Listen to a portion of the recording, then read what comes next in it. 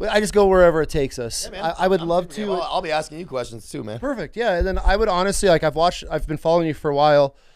I'd like to dig into your new father. Yeah, dude. That's So, the trip. and I haven't seen, I mean, I'm sure, I don't know if No, you I haven't have talked about it really. but that's the type of stuff, like, I Yeah. want the real side of dudes. And, Yeah. and so don't, I'd love that. crazy stories, fun stories, all that cool Yeah. shit. Like, that's just what our audience likes. That's but like, we're really real here. Like, Yeah, dude, your format too, your platform, it hits hard. Just the way thank you, dude. the way it's structured, the camera quality, also just with Thank the you. conversational dynamic. It's like super honest. Well, thank you. Yeah, it Thank hits you. like when I see it on my feed, it hits real clean. Thank you, man. Because you were just on, what's his name? He's a recon Marine. Chad, He's got a beautiful, beautiful setup. bro, Chad's doing work, man, and he's really God's just kind of guiding that. That's dude, bro. incredible. Yeah, he's a good dude. Yeah. Yeah, it was cool talking to him too because he got honest about stuff that I didn't really think about. I'm thinking, I looked up Chad, dude. Yeah. And so he was telling me stuff like, bro, the hate he gets from even guys in the community, which was weird. I'm like, you? Nobody hates successful veterans more than veterans. Dude, he goes, yeah, he goes, I was on Sean Ryan talking. He goes, you know how many guys were like, that program doesn't exist? Like him training with DevGru and said, they're like, liar. He's like, bro, you really think I'd get on Sean Ryan and talk? And he goes, one of the COs of DevGru at the time actually chimed in and fought for him. Was like, actually, that dude was there. That was a thing. And you guys are full of shit. And so he didn't have to do that. But it was weird hearing it from the raw angle from him. I was like, dude, I thought guys like that were kind of untouchable on the hate side. No, it doesn't matter, man. He just gets ripped on. Bro. Well, that's why I had the wife and I just sat down and we talked homeschooling. We just finished like this big, we did a 10-day fast, like our first one ever. And so, our audience wanted to hear about it. So, and I told her, I go, just be prepared. Yeah, it's coming. It's the internet. It hasn't come yet, but it's the internet. And like, we have a charity. We've had a charity over a decade, and it doesn't matter what you're doing. No. You could post a picture of a rose and people are like, roses smell like shit. Daisies are my and you're like, what the fuck? It shows you the sickness, man. It really does. We don't operate like that because we've all had our low points, but generally I would say guys like you and I operate in the positive. That's why we're successful and do things. It's not always perfect, but there's a whole group of people, a very large portion of people that really are in a cloud. They're not self-aware enough to even recognize why they do it. They've never done any of the work to really, or maybe have hit low enough to really figure out how to fix it. So they've never done this internal self-audit. Yep. This self-audit where you go, man, I really should, it's me. The world's a mirror, not a window. Like if I'm seeing negativity everywhere, maybe I'm the common denominator. It's that needs to get flipped. And so it's unfortunate, and you try to reach out to people, but some people are untouchable, man. Yeah. That's a good way. I like how you put that. Like if everything you're seeing is negative. Yeah. Maybe not everything's a scam. Not everybody's full of shit. Not everybody, like I'll be telling a story. People are like, liar, cap. I'm like, bro, if you think that's cap, I'm not even telling you half the shit, dude. It's like, if you think that's shocking This to is me. just the tip of the iceberg. I'm like, dude, like there's people actually out here living life and doing stuff and enjoying it. And if you haven't, well, then that's probably why you're seeing it that way. I go, not everyone's full of shit, man. We just had this conversation the other night. Like I dealt with a lot of just anger and hate for so long. Yeah. Like I don't even think I'm fully healed from my brother passing. Like I lost my service dog 30 days before he died. Wow. So I buried all of that. And I'll tell you what has completely changed my life recently is, and she's been praying about it for years. And that is for me to just get on my knees and pray. Yeah. And it has changed my life. Yeah. It is. And we walk and I'm like, how the fuck did I fight it for so long? I don't know if it was, and I don't know how religious you are, even if you are, but it's like this huge sigh of relief every night. And it doesn't matter what I'm praying about, how I'm praying about it. It's more of a conversation between me and God. Yeah. But it's just this, this relief. And she's like, God, you're so dumb. She's like, I prayed for you for years. Yeah. She's like, this is all I've been asking you to do. And how it's just changed. And now it's like, you get pissed off in traffic. Now I'm like, and I'm starting to really catch what's on. I'm not perfect by any means. I have my flaws, But man, I'm telling you, like for me and what that has helped me is just having a conversation with God has completely changed my life in so many different ways. And I fought it for years. And it's so frustrating thinking like if I would just listen to her, listen to my parents, my dad, like because I'm a pastor's kid. And so, I fell away in the military and you know how it is. And so, yeah, it's been wild though, man. It's fun and I'm enjoying it of where I'm like, if this is all I have to do to feel great, I mean, I don't even know if there's more, but like if this is the beginning and I'm seeing changes this significantly and quickly. Yeah.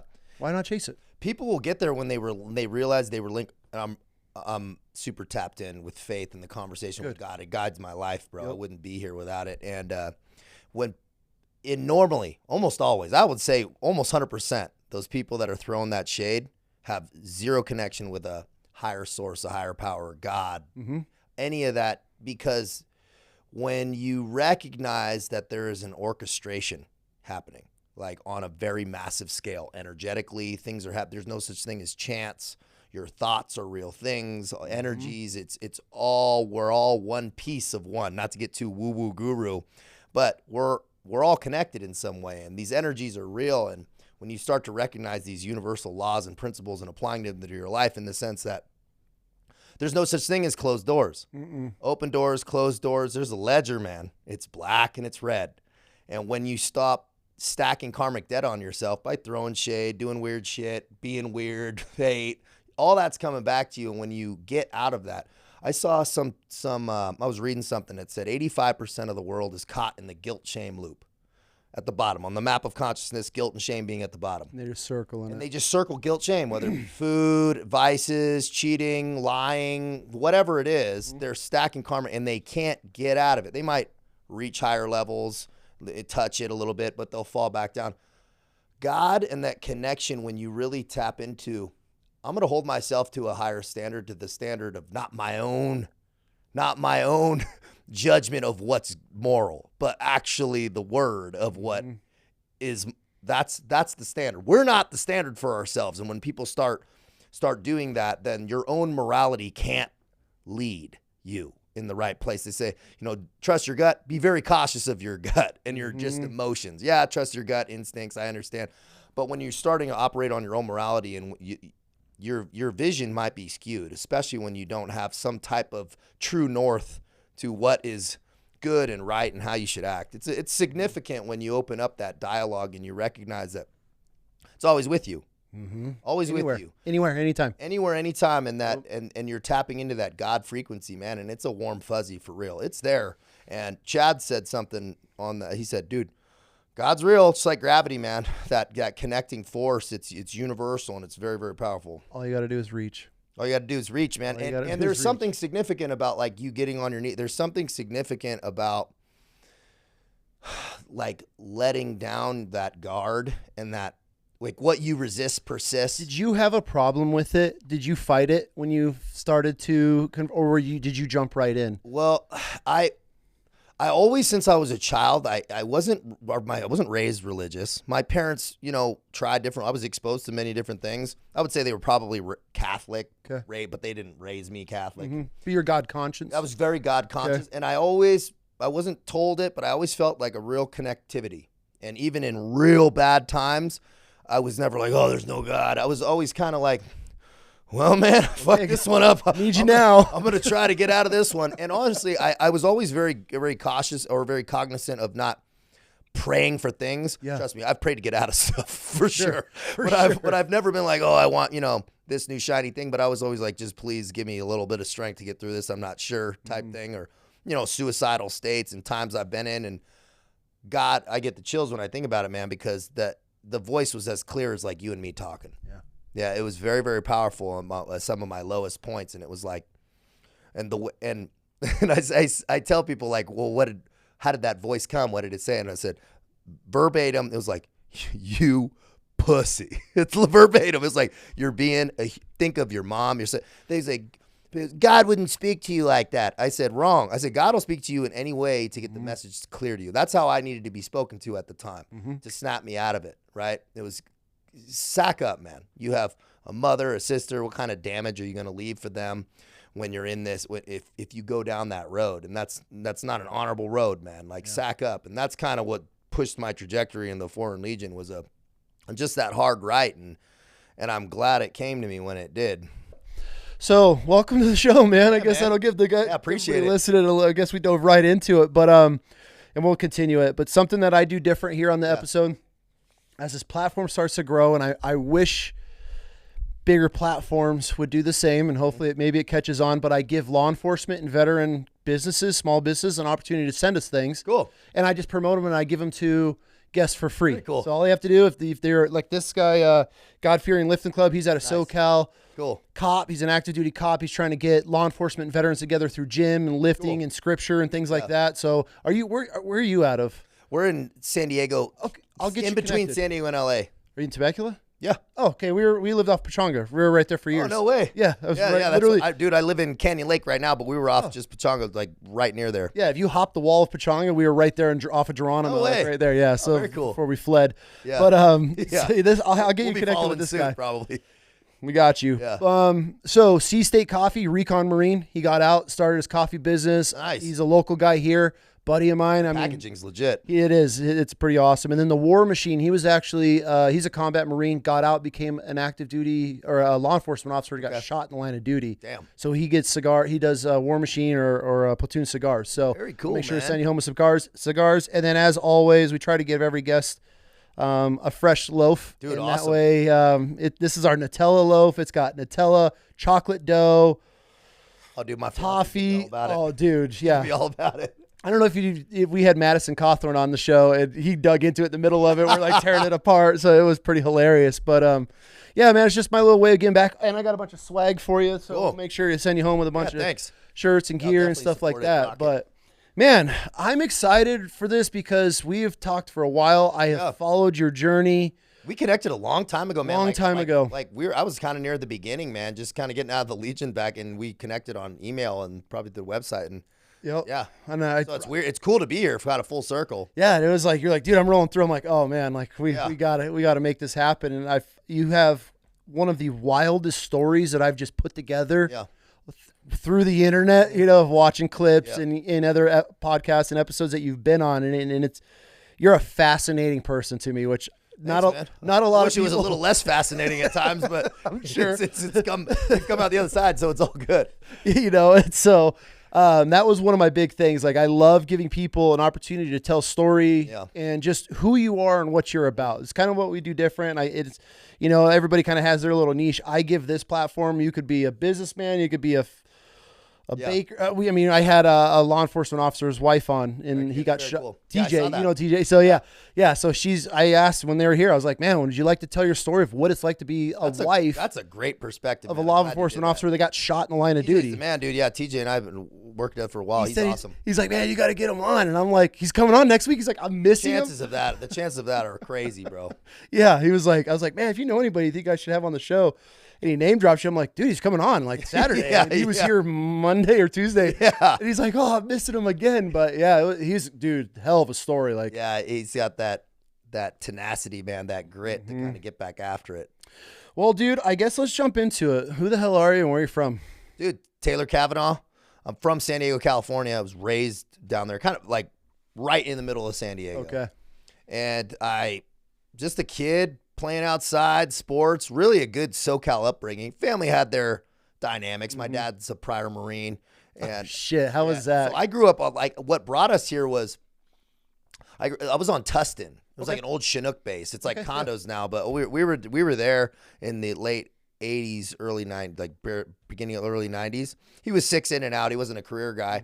But that's what kept us in SoCal. We had my grandmother and stuff there. And so I grew up there playing sports, and he had his struggles with, drugs and alcohol and stuff, but was always, there around kind of, but it was tumultuous, but it showed me a lot, and he's tapped in, right? He's always kind of been like real clear about his shortcomings, and still to this day, we're connected, and he's like, he's got a good perspective on, and seeing my journey has really been cool for him, because he's like, wow, there's been a lot of healing going on both sides, which is cool. My mom's a rock star.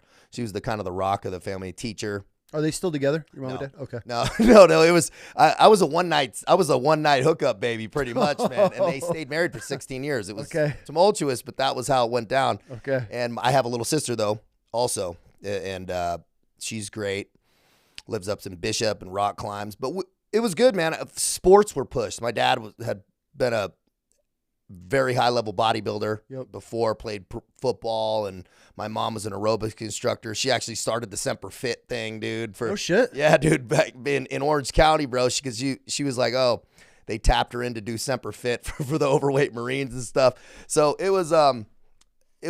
I remember when that was a big thing. It was a known thing in my family that you go to the gym and you're outside and playing sports, and I knew I wanted to be a SEAL from a very young age. Really? Yeah, from like 7. And I remember seeing some guys training in the Bay, and that was just it. And I think a lot of guys watching who are in the military, they had that seed planted early. It's like, some kids are like playing war. I knew it was what I wanted to do, and not like in a Rambo way. I just knew the guy behind the gun walked through the jungle. What the fuck? That's a thing, dude. You can actually just get paid to do that shit. Mm-hmm. But, alcohol, parties, playing sports, girls, I was like, okay, well, I'm going to go to college. That was kind of my grandfather was a Annapolis graduate and was a captain in the Navy and did a lot of stuff in the military for 30 years. And so my mom was like, you got to be an officer and going to college. Like, what do you mean? So it was just kind of assumed. But I had zero self-awareness or any type of like maturity at all. I got kicked out of high school, lost some lacrosse scholarships, marijuana and fighting and stuff, and got kicked out of colleges. And I was about 5 universities deep in some junior colleges scattered throughout. But I was doing drugs, just kind of got my shit together for a while and kind of like graduated. But during this time, by my early 20s, I had misdemeanors stacked to the sky. Like I was on probation and had to go to jail after college to get off probation to even talk to the military. And I showed up and I'm like, hey, I'm going to be a Marine officer, right? Because I knew I wanted to be a SEAL, but I wasn't sure if I wanted to fail and like end up on a boat. And I'm like, I just want a gun. And they were like, bro, fucking dude, you're on probation. You have like pending court cases. You have tattoos all over, bro. They were like, absolutely not. I couldn't even listen to the Marines. I would have. If the Marines are taking you, I would have gone. I would have gone to the Marines. That's like where I was like, all right, I'm going to go in the Marine Corps. But they said I fucking couldn't even enlist with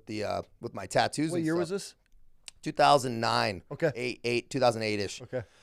And I was like, all right, I'll go to the Army. Went there. They said no for criminal background. And so now I was starting to look at the Legion, living on my mom's couch, stacking boxes at Home Depot type thing, going, holy shit, dude, I'm a loser, bro. I was like living on my mom's couch, riding a bike, dude. I was like BMOC, I thought, and now I was like, wow, I got to get the fuck out of here fast. Yeah. And so I started that process, talked to the Navy. They said, all right, if you can pass the SEAL selection shit, then you can actually do this thing. And I said, all right. And got in front of the right people and really trained a ton, lost a lot of weight, and I needed to work on my running. I fucking hate running. It's for the enemy. And so I'm just not a big fan of it. It's not a big guy sport. No, it's not, bro. No. We're not built for that, dude. No. And that was my whole journey kind of in the military and ended up kind of working out as far as getting into the SEAL. Oh, shit. Yeah. So now that you're trying to get your life back on track, everybody's turned you down except for the Navy's giving you a little bit of hope. Yeah. That kind of kicked you in the gear. Dude, it was such like a, oh, thank God, I just need, give me a chance. Yeah. And I really started to recognize, okay, decisions matter. Like things start, I was looking back, dude, I was like, man, I don't know what I was thinking. Like I had I was like, oh, you go in the military, who cares if you got arrested? Like, but it just was not the case. Yeah. So I get in and I get a contract. It took me about 9-10 months to actually of doing physical screening tests every week. Really? I was training up in Pendleton with some active duty SEALs, really pushing the pace. And I was like, well, and this is for anybody. If you get told no, fucking keep asking people till you get told yes. Right. So that's kind of what I did. And they were like, dude, it's still a big question of even if you can get into a SEAL contract, getting a secret clearance, they're going to be concerned about it. I mean, I couldn't even be a corpsman or nothing because I had drug charge. I had like turd wrangler or SEAL was like my 2 options. Dude, it was serious, bro. I had very, very few options, bro. I was going like undez in the Navy, dude, if I did it. So I was working. That's scary. Yeah, I was scared, dude. So I was pushing the pace, but I I'm pretty resourceful. That's one thing I think I have a talent at. And so I said, and I'll ask questions that maybe most people won't ask. I said, well, who makes the decisions? Who signs? They're like, well, this old timer lieutenant commander. And I said, all right, let me go talk to him. Where's his office? I got his phone number and I called him and he's like, oh, you want to come work out, huh? And so I went down and started working out with him and a group of guys. He was actually like pushing through like this SEAL Challenge program. Okay. So I was in the pool at the Naval Amphibious Base like every day, man, stacking boxes at night and really and it worked. And I got a letter of recommendation from them and some other guys. And so I got a contract and shipped out in 2010, February, and went all the way through, man. Went all the way through the pipeline. Lucky enough, had some background check stuff, the secret clearance. They're like, where were you for this chunk of time? There was a lot of strategic answering, not lying, but strategic answering. Yes. But it was a beautiful kind of process looking back, man. As you know, going through selection pipelines, the people you meet, you just can't recreate that magic of suffering. And I'm glad I did it because it's a cool experience. So going from, I don't want to say you're a punk ass kid, but yeah, to straight doing all the training and going to the SEALs. I mean, obviously you got lucky because you're not saying no to anything. So you're getting in with the right guys, you're training with the right guys, get in with this lieutenant colonel, or so you have time to mentally prepare yourself. But when you get your contract and you actually get your school date and you show up at SEAL training, buds, right? Technically, that's first. Yep. What's going through your mind at this point? I was like, bro, I can't fail. I was convinced. I had really painted myself in a corner. I was like, I can't go on a boat. It just was not what I wanted to do. Explain that for people that are listening. So that's what they call SWIC, right? Is all the Navy SEAL dropouts. So, if you're lucky, dude, if you're lucky, you can go SWIC, dude, because SWIC's still a challenging pipeline, and that's not even possible because there's a few slots. They're like, hey, you're full. Like, you go on.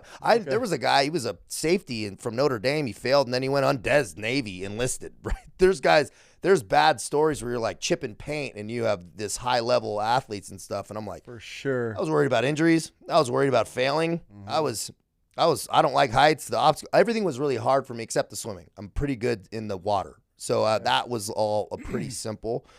But man, the running and stuff, I went to a dark place before every conditioning run, dude. Man, I had some help from guys. I had, looking back, I would help some guys on the swim. They would help me on the run, literally push me, man, to pass some of these runs, dude, because I needed it, man. And but we made it happen. We made it happen, Captain, and it was powerful showing up there because people like, oh, if you didn't think about quitting, you're lying. No. I never thought about quitting. I did think, I don't know if I could keep fucking doing this thing, but I didn't think about quitting. I just knew it was not an option. See, I feel that is this weird mindset that certain dudes have where I've watched, gone to courses or gone to training where you can see immediately who's already going to quit before you even start, like doing a pool phase somewhere. And you see these guys and then before it even starts, some of them are already gone. And you're like, oh, you haven't even jumped yet. Like, why are we quitting before this? Like,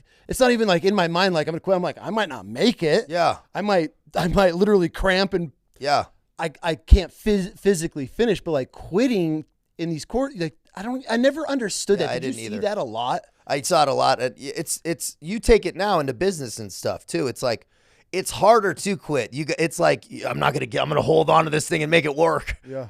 I'm sure you bring that into your businesses and stuff. And it's like actually learning to when to let things go. I don't really understand that. Like a pit bull on a tire, dude. Like, I'll just hold on. And this was my dream. I was here. Yeah. You're doing it. Yeah. And it's like, dude, you got to have to drag me out of here. Like, you're going to have to. And also, dude, I had told myself some really serious stories about, bro, like, I didn't even want to go to the place of like, what would I do? Like, what psychological state would I be in? I was already convinced I was going to leave the United States to go to the Foreign Legion if I had to, right? Really? I was going to, dude, I wasn't not going to do some horrible shit. And so I was like, well, I do not want that, right? I want to be here and do this, but so it helped me definitely to dig deep. Good. For sure, bro. Yeah. But I don't understand that line of logic is the quitting piece is you have to paint yourself into a corner or something where it's not an option. The plan B is making sure plan A works. That's the plan B, dude. That's the only way we're going to do this. We're going to keep going back in a circle here. Yeah. During Buds, what was the worst day or worst training cycle that you had? I know exactly what day was the worst. I had a pair of boots issued to me, Bates Buds boots, that were half size too small, and I wasn't using sock liners. Like some instructor had said, you're not allowed to use sock liners, so I was like, oh, okay, I'm not going to use them. I had gotten sand in my boots in like the first week, and they were a little too tight around like the top. I got like hobbit feet, they're like wide, and I got rubbed so bad and bleeding so bad on the tops of my feet from the sand that I got like MRSA on my feet, and I ran like that for a couple weeks, and it got to the point, it was like Friday of like the second week of first phase, so this was like 6 weeks into Buds, indoctrination and first phase and stuff, and I couldn't get my fucking shoes in. Like my feet were so swollen, and I could not get them in my boots, and I'm like, dude, what the fuck am I gonna do? Like I can't like even muscle through this anymore. And I had a buddy, one of my best friends, who's still operating tip of the spear right now, dude. His team lead, he's a savage, and he goes, he's like, dude, you have got to go to medical. And I'm like, I fucking can't, dude. There's no way. I can't get dropped. I was not gonna go. And he's like, and he looked at me and he goes, Cav, you fucking have to. It's like you can't do Buds barefoot, And I was like, all right. So I went, and they're looking at, it's like the guy's quitting and making up stuff, and they're like, oh, look, let's see all the, whoa, and I saw the instructor go, oh, dude, you got to go to the doctor, and I was like, oh my God, is it that bad? And so I hobble over there, and I swear to God, it was divine intervention, dude. This doctor looked at me, and he goes, you're not gonna fucking make this, dude. He's like, you're gonna have to get rolled back immediately. I said, it was Friday. I said, please give me the rest of the day. Let me figure this out. Give me something to do just for the weekend, and I'll come back on Monday. He's like, I was like, please don't roll me. Just give me the weekend. And he said, fine. He goes, soak your feet in this stuff. You can take the rest of the, like, because I couldn't even wear shoes. It wasn't even an option to go back, or I would have. Yeah. He's like, go back to the, cleaner, check in with the instructors. So I did, man. And I soaked my feet that weekend, and it was like a miracle. Dude, they like healed almost completely. I went to a Navy surplus like store, and I bought some shitty old pair of Bates that were like big, and I still have those boots to this day, but I never went back to the medical, dude. Really? But it was that was the worst day when I realized that it wasn't even a question of will anymore. Like, I can't even get my fucking feet in my shoes. Like, what am I going to do? I can't hide anymore type thing. That was scary, man. Yeah. Yeah, but that was definitely the worst day. And everything else after that was pretty smooth. I had, choppy days, but for the most part, it was good. And that's scary, too, because, I mean, if you get sent I never told that story either. You brought that up. That's a good question. Because I'm always curious because, when you go through, I've never been through anything like you guys have been through, but, everybody remembers something from those schools, like, jump school. I like ask guys like, when they're if you ever hit hard, they're like, oh my, they always just, Marines, dude, they'll make you guys suffer, bro. Yeah. Bro, the Marines, dude, you're like, there's a lot of bad days, bro. This is the thing about any selection pipeline, dude, there's no such thing as a selection pipeline where you're not absolutely suffering. It's terrible, dude. Yeah. It's terrible. It's great in retrospect. You're proud you did it, but they suck, dude. Yeah. And so anybody that's any military guy in any capacity knows suffering on a massive scale. For sure. And I think a lot of us carry that over too, where, you do something and everybody's bitching around. And you're like, well, the meter's been moved. It's not raining, it could be worse. The meter's been moved, bro. If it ain't raining, we ain't training, bro. We're going out. For sure. Especially with my job, we were amphibious. I was an Amtracker. Yeah. So we were just always wet. And dude, never dry. Never dry. So I got my ass chewed one day because I was so sick of being wet. We were in flight suits and all the time. So I would wear board shorts under my flight suits. So as soon as we were done and I'm back on the beach, especially when I was an instructor, you're just doing laps with students. Yeah. Soaked all. I'd just be in there in board shorts and just cruising around, and I got snatched up one day. Oh, they caught me. And, oh man, they were not happy about that. But I'm like, I thought about it. You know, like you guys are all soaking wet in a flight suit for the rest of the day. Like, wear some silkies or some shit. Yeah. Okay, so back to Buds, man. I mean, I could probably talk about it for days, but it's a fascinating thing. I mean, so do you remember how many guys started in your class? We flew out with 400, and we ended up finishing with like 13 originals or something. What? Yeah. And so we ended up graduating 50, but a bunch of those were roll-ins from other classes and stuff. but we had 13 or 15 originals. Out of 400? We classed up with 284. We classed up with 285. Okay. Then we started first phase with 185. So after like 3 weeks, it was like and then we went through Hell Week. It was like 40. And then a bunch of those guys got trimmed away from injuries and stuff. And we finished 13 or 15, I think. Damn. Yeah. Yeah, dude. Yeah, not many. Odds are not in your favor. No, they're not in your favor. And it's mostly stress injuries. Really? A lot of stress injuries. Just some weird stuff. You know, What do you mean guys by will stress injuries. stress fractures in the legs. Okay. Stress fractures in the legs or shoulders or something weird happens. And that's what I was really concerned about. But I was lucky that didn't happen to me. But also chafing and dudes got skin grafts and weird stuff. You know, just small failing something. Things that people don't think about, like when you're in the sand and you're wet and just nonstop. I mean, your knees. That's the stuff that gets guys. Is there's like triathletes and guys that, dude, I'm an okay athlete at a lot of stuff, but I'm not great at like running or definitely cardio stuff, dude. I just suffer. There was Olympians and guys who were doing triathlons, like massive, huge triathlons, and they'd quit and stuff. And I go, bro, they're like, how's that guy quit? He's a stud on the track. You know, when we were in the sun back in Bud's Prep, you know, they were smoke checking everybody and talking shit. And it's like, yeah, because they're not gritty, dude. They're not grimy. They don't have it. They don't, when it's wet and sandy and you have sand in your eyes and you got swamp ass for days, dude. And it's not, everybody's slow and sludging. It's about like just keeping going, and it's not fun anymore, man. How much of it is just mental?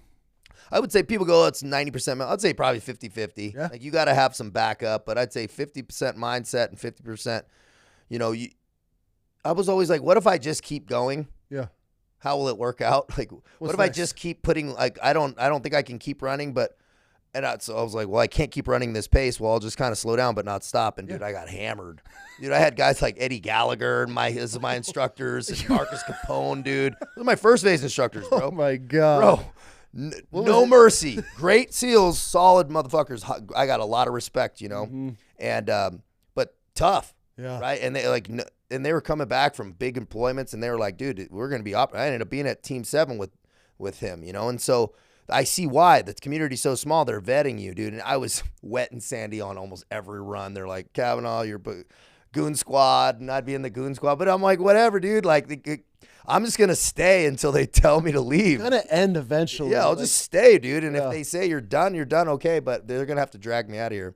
Was there any days where like guys were just lining up to ring the bell to get out? Oh, yeah. There? Surf torture. Oh, really? Surf torture, bro, because they do it at night. You don't know the timetables. Okay. You don't know how long it can go on for hours. And so they would turn up the heat. I'm sure you've seen in courses and things, like the instructors will turn the heat up and things will start to get a little, and then they turn it down, right? They dial it back down. And whether it's done deliberately, you've been an instructor, you know, so you've seen it from that side where, you know, you got to turn up the heat and make some things suffer, and then you kind of wind it back so you can actually teach and get some instruction done. So that was the case, and guys would be going down, seizuring from hypothermia and just disappear into the darkness. Really? I did see one guy, though, dude, this is hilarious. There was this, I forget his name, but funny dude and tough little, like, fat little dude, just like country fed, but we call him steel marshmallows. So the dudes that could just run like crazy times and they just like look like nothing impressive, like a Fedor Emelianenko type dude.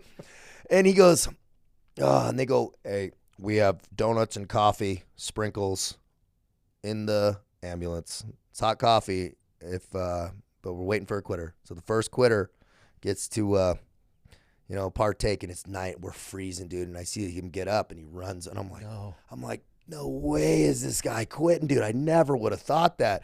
And he runs over, and we see him talking to him, and he turns around and he goes, they're fucking lying. No sprinkles. And he runs back in. I'm like, that guy's going to be good, dude. I'm like, oh, no shit. I'm like, that going to be lying. That's hilarious. He's like, don't believe them. They're lying. Not worth it. Don't do it. No, and he runs back into the surf. Yeah, it was funny. So he made it through, I take it. Oh, yeah. And he ended up being a great SEAL. I think he's tip of the spear now, bro. But I actually admired guys like with that type of mindset. Yeah. Because I was suffering and I wasn't like joking around. I was the last thing on your mind is to go I was check. Getting through it. I respected guys. Also, I didn't really want to bring attention to myself like in any way. There was guys who were just confident with that shit and would just there was another story. We were doing Around the World. You're bringing up some stories I never really thought about in a long time. we were doing around the world, and this kid had coordinated somebody to bring him out jackets from I don't know where in the middle of the night, like swim them out, and so all his crew had fucking jackets on, and they were they were rowing, and the fucking and he coordinated this, and one of the instructors goes, "Hey, what the fuck are you guys doing?" You know, like rides up on a jet ski in the middle of the night, like, and he goes, and this same kid, he looks and he goes, "Oh, instructor so-and-so said we could have jackets. We won that last event back there." And the guy's like, because, you know, the communication's not good. And he's like, "Well, apparently, like. Roger that. Like you know. Holy shit, it worked." He's like, "That's exactly." And they had jackets on the whole night, dude. They were toasty, bro. And I'm like, this motherfucker, dude, just edgy, man, and smart, and just a thinking shooter, right, and confident. And I had a lot of respect for guys like that, man, because I was just getting through it, bro, by the skin of my teeth. Was there a dude at Bud's? Because I feel, you know, I got some buddies that are FSF dudes and SEALs. I got a couple good friends that are still in, and there's always one dude they hated. Oh yeah. Do you remember the guy that? Oh yeah. There was a couple. One guy, he was hated by everybody, and we would do in SEAL training, which a lot of people don't know, they do peer evals. Yeah. And maybe a lot of units do this, but they do peer evals every cell and every phase. And if you're at the bottom 5, you're also obviously the instructors are going to see, and they would drop some guys if they were like really at the bottom for a long time. Like obviously there's a reason. This motherfucker, he wasn't a bad operator or physically or whatever. He just was abrasive, a human being. All right. And just said things he probably shouldn't, and was just. My buddy calls him the world's most unreasonable man. Okay. And I was like, dude, this guy. That's not a time. And he would rub me the wrong way, but there was something about him I found to be very honest. Mm-hmm. And I'm like, I don't know, man. Dude, I ended up being in a platoon with that guy, in the same platoon for years, for like 7 years. So I ended up getting really close with him, which was just looking back. But there were some incompetent motherfuckers too. Oh yeah. That ended up getting kicked out of the teams just for like. But like just not doing dumb shit, but actually incompetency. And, you know, it got there.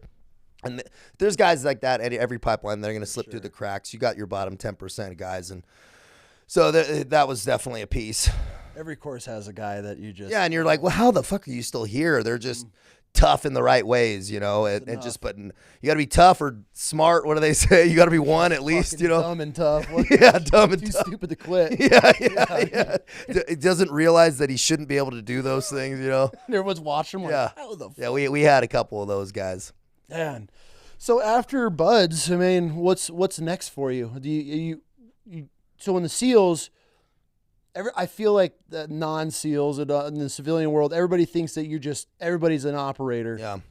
They start dividing you off, and obviously your positions or roles. I mean, you got your medics, you're going to have your comm guys, you have everything. What was next for you in the pipe after you graduated? Yeah, so at this time they were sending us to language school. Okay. So everybody grouped up, which was sick, dude, because we were in civilian clothes, off base, living out in town. We had a really good wave. They ended up shutting it down a couple classes after me, and they moved everybody back to the base. But we were getting BAH, living in town, and not really at a team, but just doing language school for like 6 hours a day. I was doing Arabic and just going to the bars, hanging out, dude. And it was great. Doing the typical SEAL shit in San Diego. Just tanning, gym tan laundry, bro, you know. But that was a really cool experience because it was right before everybody was going to go to their separate teams.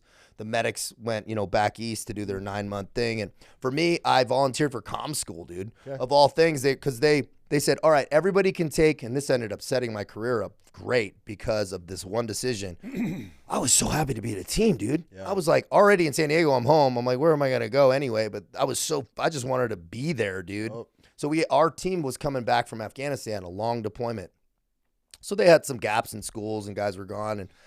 And one of the program managers there asked if he want comm school. And everyone's like, no, I'll take vacation. I was like, I'll go, man.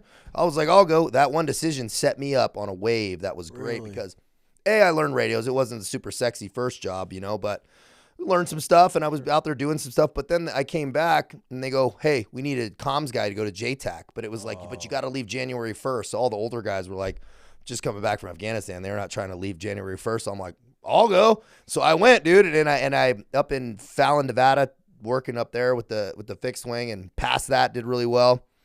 And then came back and they're like, hey, we need a comms JTAC, go to sniper school. They're like, you want to shoot off? And I'm like, yeah, new guy. I'd never even. Oh, shit. So I ruffle a lot of feathers because I was kind of like shooting with guys who were all older and ended up going to sniper school. So I went bump, bump, bump, bump. We went to some sick trips up in Boise because a lot of our JTAC trips are up here, which I ended up getting in trouble. And this is where I served time right down to Ada. I drove past the jail, bro.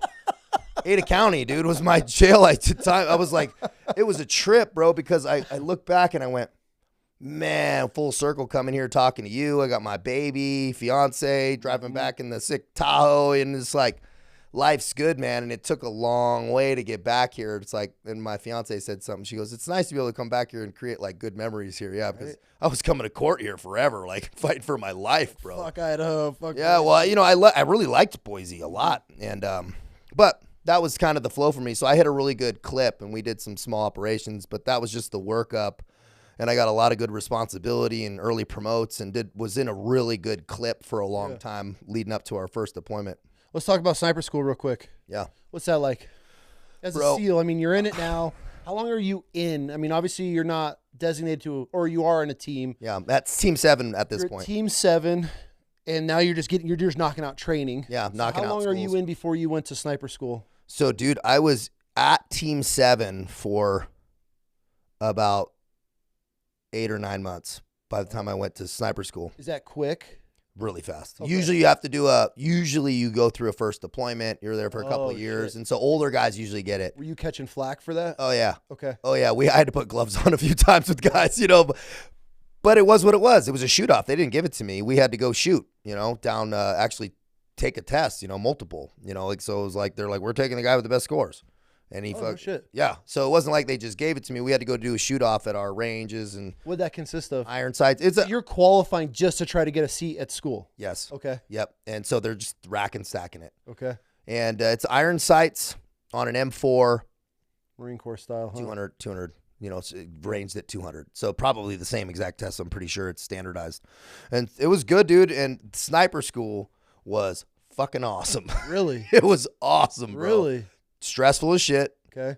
Very stressful. Unbelievable school. Really? It was like it's exactly what I pictured like a school being. Full autonomy, like drive up there by yourself in your car and you know rental car and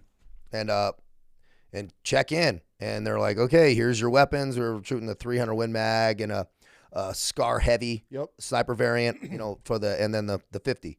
You know, so that was that was kind of our 3 weapons that we had up there.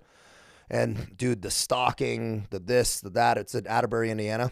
Okay. So it was cool because it was on I think like a National Guard base technically, but they had this small compound like in the middle that was like the old SEAL compound. And bro, it was mayhem. It was mayhem because we'd be out partying all night. Dudes would come back, not for live fire things, but for like, you know, just blank range. Dudes would be like, falling. Some of them failed out. Some of the older guys failed out, you know, because they just, you know, were going a little hard in the paint. But as a new guy, I was having to DD down to the strip club till 4 a.m. and run and put my ghillie suit on and like run out. So it was hectic, dude, hectic for 2.5 months of that. And but I passed. Came close on some tests, some tests, but what was tough about? Toughest part of sniper it's school? Really a spotter school, right? Because if you don't have a good guy calling wind, you're fucked. Yeah. I don't care how good of a shot you are. You can't call your own shots at that far out. No. And so you really need somebody that can see trace. Yep. If they can't see trace, splash and actually guide you right, then you're screwed. Yeah. Luckily, my guy was another guy. He was a talented shot. I would say I'm like a B+ shot, but some guys are just talented on the trigger. He was very talented, and he was very he was kind of a simple guy, but I think that really helped him because he was so honest with like where he would pull his shots. He'd shoot and be like, 2 minutes, 10:30. Like he would 10 o'clock, 2 minutes, and it would be like dead nuts. And he knew how to call his shots of like where he actually pulled the trigger or held. And so he was really easy to simple to call wind on. He wouldn't question me, and so we did really well actually as a unit. And he was pretty damn good. He had some sporadic bad calls, but for the most part, he was just really good at like focusing in. And so I was really grateful to be kind of synced up with that. Yeah. Yeah. He was not good for the extracurricular stuff though. Like he could not handle that stress of like not getting his sleep and this and that. I'm like, so I was taking extra DD duty and I was partaking too when I wasn't DDing. So I was like, I had a couple rough nights, up there, but we made it happen, dude. That's what I feel a huge amount of people don't understand when it comes to military training schools, especially when you're not attached to your unit. You're in these small towns. Yeah. It's fucking wild. Dude, it's wild. It is wild. It's wild and things happen, right? And that's like me, that's where I got in some trouble. You play with fire long enough and dude, and we all joke about it, because there's some hilarious stories, right, dude? I mean, let's be quite honest. There's some of the best, funniest stories, most hilarious things I've ever seen were on trips like that. And also, but dude, we're playing with like our careers. Like when you think about it, like you don't think about it. No, you don't think about it at all. You get caught, but you get caught and you're like, whoa, oh, now the hammer. Yeah, now we're really, because it's the military. You get double hammered. Let alone if you get arrested or something like that. You're getting it from every angle. Getting the civilian it's all side. fun until it's not. Mm-hmm. But man, it was fun. It was a good time, but also stalking and things that I love it. Right. Was that tough? Because, I've seen shows and documentaries. I got buddies who are snipers, and they say some of the hardest part of that course is the stalking course. Were they out there with the sticks and they're walking people on? What? Okay. Walk me through what it's like when you take that shot, and then I don't know how your guys was set up, but normally you'd see in the past, you got all the instructors and you have a designated target. Yeah. You take your shot, and then you have to just... You're chilling until they try to walk an instructor onto you to see if you're within a certain range of them. That's exactly right. Okay. And so they'll be spotting, they'll be looking, and they'll be scanning, and they kind of maybe know where they heard the shot from, and they're looking at anything, glare, if you didn't camo up right, or if they're looking for anything that's unnatural, and they just walk you in, and if they're like sniper at your feet, so you're just waiting. So when you took your shot, they walk a guy. You're hearing them on the radio because this dude's walking. Hey, he's around right there. They see you, right? These guys know. Yeah, they know you're there. Yeah, they know you're there. But and so they're trying to be cool, and not blow your cover by doing anything weird. But they're honest, man, and they just would cruise. But they're not there to play favorites or none of that shit. And is it kind of nerve wracking during that moment when they're walking you? Oh, dude, because I knew that as a new guy, I could not fail that school and show back up. So there was that added pressure of dude, you gave a new guy a sniper slot and then he failed? Bro, I would have. I get the chills even thinking about it now of how terrible that would have been. Mm-hmm. So there was that added pressure of just like, man, just kind of do the right shit and just keep your head down and just make these shots and I almost died. I swear to God, on a stock where, dude, it was a 3D stock.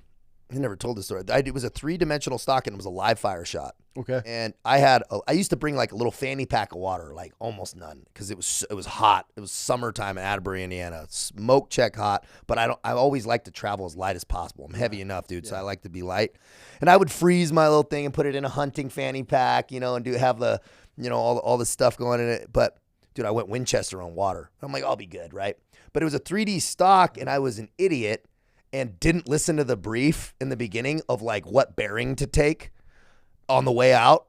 And so I was like, I'll remember it, but I fucking didn't remember. Mm-hmm. And I was like, you're in the woods. You think, you can kind of have a gauge. And I'm like, yeah, it's like that way. I kind of knew. It wasn't like completely wrong, but I was like, I'll go this way. But bro, I started walking and I'm like really, really dying at this point. And it's taken a lot longer than I thought I should be. And I'm like, whoa, and you have a time limit. Mm-hmm. And so the brief was this: if something happens and you're in a bad situation, shoot up into the sky, right? With your blanks. Yeah. Shoot up into the sky. Well, I'm with my weapon and I tumble down this ravine, bro, because I'm like delirious and I'm in a full ghillie suit and I'm completely seizing up, dude. My legs are getting to that point. And I'm like, I was like, dude, I can't even move. And I'm laying down in this thing and I had this moment where I could not move and I'm like frozen. I'm like, and I look at my gun and I'm like, shoot into the sky. And I thought about like what that would do, me shooting into the sky, like I need help. And I'm like, I'll just die. I was like, and so I just laid there. I was like, I'd rather die. Yep. I'd rather just die here in this fucking thing than. I had a bitch. Are you going out like this? Yeah, dude, I was like, I'll die. So I laid there, bro, for probably 30 minutes till I could actually move. And I crawled my way, and it took me, I was way late, but I show up onto this like road, and I go, and I hear one of my like older girls, he goes, holy shit, he's right there. And the bus, everybody's already loaded up waiting for me, dude. And I'm like, and they're like, what happened? And I must have been ghost white. And he looks at me, he's like, you dumb. And he looked at my face and he went, whoa. And he saw that I was like, and dude, I ended up passing, dude, but they were like, what the fuck? And they're like, you know, it was like a small stock field. I almost like died, dude. But that was a funny, like, looking back, how ridiculous, how quickly it can catch up. You know, you're out in the woods hunting and doing shit. The wilderness will sneak up on you, dude, in simple ways. And in the jungle and places I've been, dude, if you're not paying attention, I don't care how prepared and Gucci you think you are, dude. Like, you better know where the fuck you're going, dude. Dude, I got caught with a buddy of mine one time. We were elk hunting early season, and we're miles from camp, like just ridge line miles. His nickname is Mountain Goat Paul. Yeah. Like, they call him a mountain goat. Yeah. So this fucking dude just Here I am, like 280. I'm bigger than. So the whole day in my camp bag, I'm just pound. Dude, it's like midday. I'm like, you know, when your camelbacks, you start getting empty and you're just sucking bag, you know? I look at him like, yo, I'm out of water. And he's like, what? And I'm like, I'm out of water, dude. I fucked up. Like, I didn't think we were going to be out here all day. Like, he's like, oh my God. If it wasn't for this dude, he had, you know, the plastic sandbags, you know, not the canvas ones, but the shitty ones. Yeah. Him and his brother, like years prior, just from hike, they had buried water through these mountains because him and his brother hunt the hell out of it. Damn. So he pulls up this map and he's like, there's water like 2 miles from here. I'm like, dude, that's our only option. So we hike like 2 miles down. Wow. He walks, we're in the middle of this forest, and he walks to this pine tree. He's like, I think this is it. It starts digging, and sure as shit, pulls this sack out of the ground with water bottles, and I'm just pouring, Damn, dude. I don't even know how I would have made it back. We were so far from camp, and I was such a fat just turd then. I'm like, there's no way I was getting back. Dude, I filled my whole camel bag. I stuffed my pockets of water. I was like, no, we're good. I was like, my bad, dude. But I felt it caught up quick. And I've never, I mean, you ask any of the wife and kids, like, we're prepared everywhere. But that day, it was just early September. It's like, you know, first week of September. It's still hot as shit. I was just chugging water. And before I knew it, dude, I was gone. Dude, out. That's why it's not forgiven. Mother Nature's not forgiven. We would do, I was in the Legion, we went to the jungle for a little bit. And bro, I had a whole new respect for water down there because you can't carry enough. So we're doing like water purification tablets in the rivers, and we're with these Nepali guys, the guys from Nepal. Bro, Gurkhas. Dude, these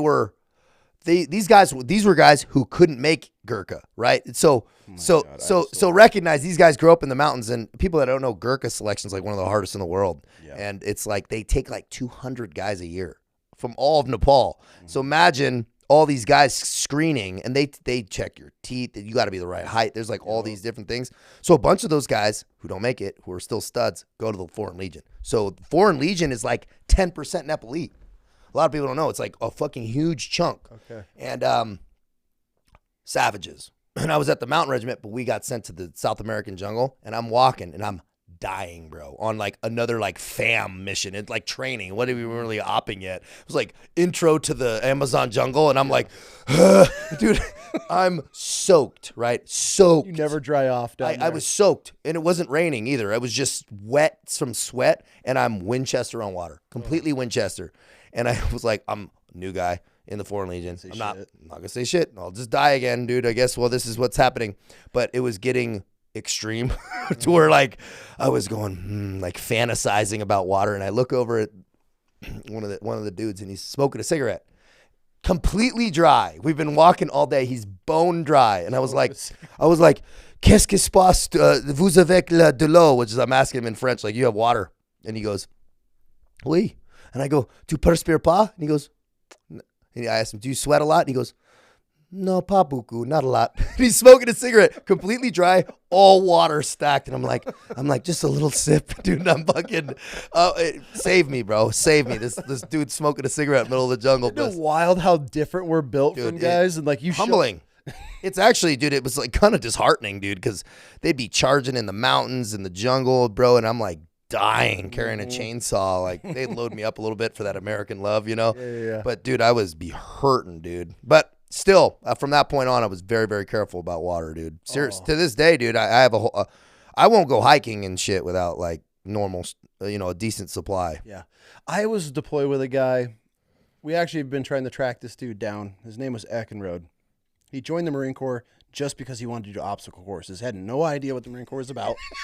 He saw a commercial, was like, "That looked cool." Yeah. Literally, why'd you join the Marine? This dude would drink a 30-pack a night. Yeah. I mean, he'd come out in formation and he'd have just his cami bottoms on or tops on and jeans and like one sneaker, like a Go Fast from boot camp and a combat boot on. Like he was fucked. That was this guy.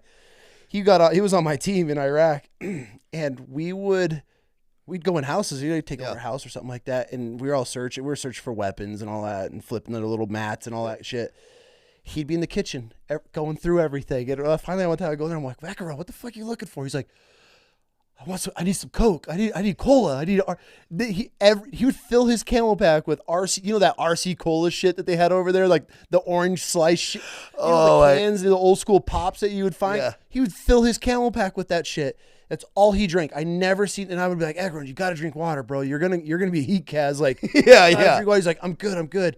Never ever drank water. And one day we were on this patrol, and it was one of those patrols like we're just supposed to go out like a couple clicks, and you're dick dragger. 12 hours later, and you're just up and down stairs all day, in and out of house. And we take over this house, and he just sits down, and he's like, do you have any water? And I'm like, get him water. Yeah. Get him water. He definitely needs it. And he takes like 2 sips, just, all right, I'm good. But every house we would go into, and we found this, these Iraqis had a freezer, and they had frozen 2-liter cola, like Coke. He thought it was cola. Yeah. He cuts the top off. This was like his K-bar, and just stabs in this chunk of cola. It was like a broth or something. Yeah. It was dark, like, and he puts this chunk in his mouth, and he's like, and he spits it out. And dude, he was trying to scrape. I don't know if it was like a lard or fat or something, but it covered the whole inside of his mouth. He spits it out. He said it was the most god awful thing he ever ate. But yeah, that dude, he operated on Coke and the orange slice or whatever that orange cola was. That's all he would drink. I seen him take 2 sips of water a whole deployment. He was not built for it. Yeah, we had a country ass motherfucker that would just drink Monsters or whatever, and there was a piss test at the team, and the medic goes, he pisses in this cup, dude. It looked like that. It looked like this rug, dude. It looked like this rug. Just Jack Daniels. Yeah, and the medic goes, oh my God. He goes, dude, you got to get to the medical. He's like, I'm fine. He's like, dude, you're not fine. It was like pissing Monster, dude. You need an IV now. Yeah, dude. Some of those guys will operate like that, and I'm not one. Like, water is my best friend. I've been a water person my whole life, but you meet those dudes, and it's like, I mean, you know how we'd wake up in a house, your alarm goes off, we're like, okay, cool, and you'd hear dudes just like popping like Rip It cans, and I'm like, oh my God. Rip It's, dude. Man, you're bringing that out of the archive. That's right? Bro, that brings in they had this drink in Yemen that they called it Power Horn. Oh God, dude, and it was illegal in like a lot of countries. And I looked at in the cans, it was called Power Horn, and I had my buddy Jones. He's from Virginia, stud. But he'd go, hey, go to the bazaar and get us some Power Horns. He's just dip and all that he'd be chewing. There was like 2 packets worth of nicotine in these things. Oh my God, yeah. In the energy. 0 regulations on them. It's just pure meth. It was nicotine mixed with caffeine, bro. And it was like, damn, dude. I was like, there was dudes that were, do you remember the Jack 3D days? I mean, dude. There was dudes mixing Jack 3D in their Rip Its and drinking that shit before patrol. Like, he's like, and those dudes are no longer with us. I would like to know the kidney stones those dudes are passing. Oh, that's the thing, bro. Is like, I started seeing homies have some issues, bro. There was dudes having issues with, cancers and things, dude. Later, like, stuff started to creep up, and I know that stuff not helping. For sure, bro. What we put ourselves through. Dude, and also the internal stress, bro. Like, I know it's kind of a running joke when they say, like, I know my fiance does. She's like, man, I got some anxiety. I'm like, you've had 5 espressos and have not eaten today. Yeah. like you no wonder. Yeah. Yeah. You gotta, you have, no wonder you got some anxiety. You've eaten a fish stick and had 5 espressos. You've had a carrot. Yeah. And Yeah. 3 iced coffees today. They're grandes. Like, no wonder. Yeah. You need to chill the fuck. I feel like, I'm like, yeah, you probably feel like an asteroid's about to hit the earth. And I was like, no shit. And well, that dude's, and that's a lot of stuff. What I'll tell dudes, I'm like, bro, your homeostasis, right? That osmotic state in your body, it matters, bro. That internal stress, that physiological stress, bro, it starts to affect here. Mm-hmm. So balance out your electrolytes. A lot of dudes are like, man, I'm tired, but I'm like, dude, you're sodium deficient. You're completely not balanced. I'm not saying you got to be some perfect model of hydration, but bro, when you try a little bit, it goes a long way. Your body's giving you signs. Like, you feel like shit because your body's telling you. Yeah, you need dude. something. It's like, dude, you want to have better energy. Just it's small adjustments. It's like you don't got to be crazy, but man, drink some clean electrolytes or some Celtic or pink Himalayan salt and fucking drink 2 liters. You'll be good. Good to go. Yeah, but it's so hard for guys. Well, they won't do it. Small changes because it's a small adjustment, right? It's like adjustments, bro. As probably you've seen in your own personal life, you have to deliberately do it and then kind of stick to it until it becomes your new normal. Yeah, absolutely. You got to break those habits. That's why we just finished a 10-day fast, man. I'm doing a fast when I get home. I do a 3-day when I feel like I'm kind of getting a little heavy.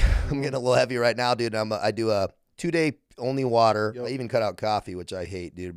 And then a bone broth. Yep. Bone broth on the 3rd day and just like normal water. My dumbass, I had to do a colonoscopy and I told her, I'm like, well, if I'm going to I got to fast for 24 hours. I'm going to go 10 days. 10 days? What did you do? Just water? Water. Damn, it's full 10.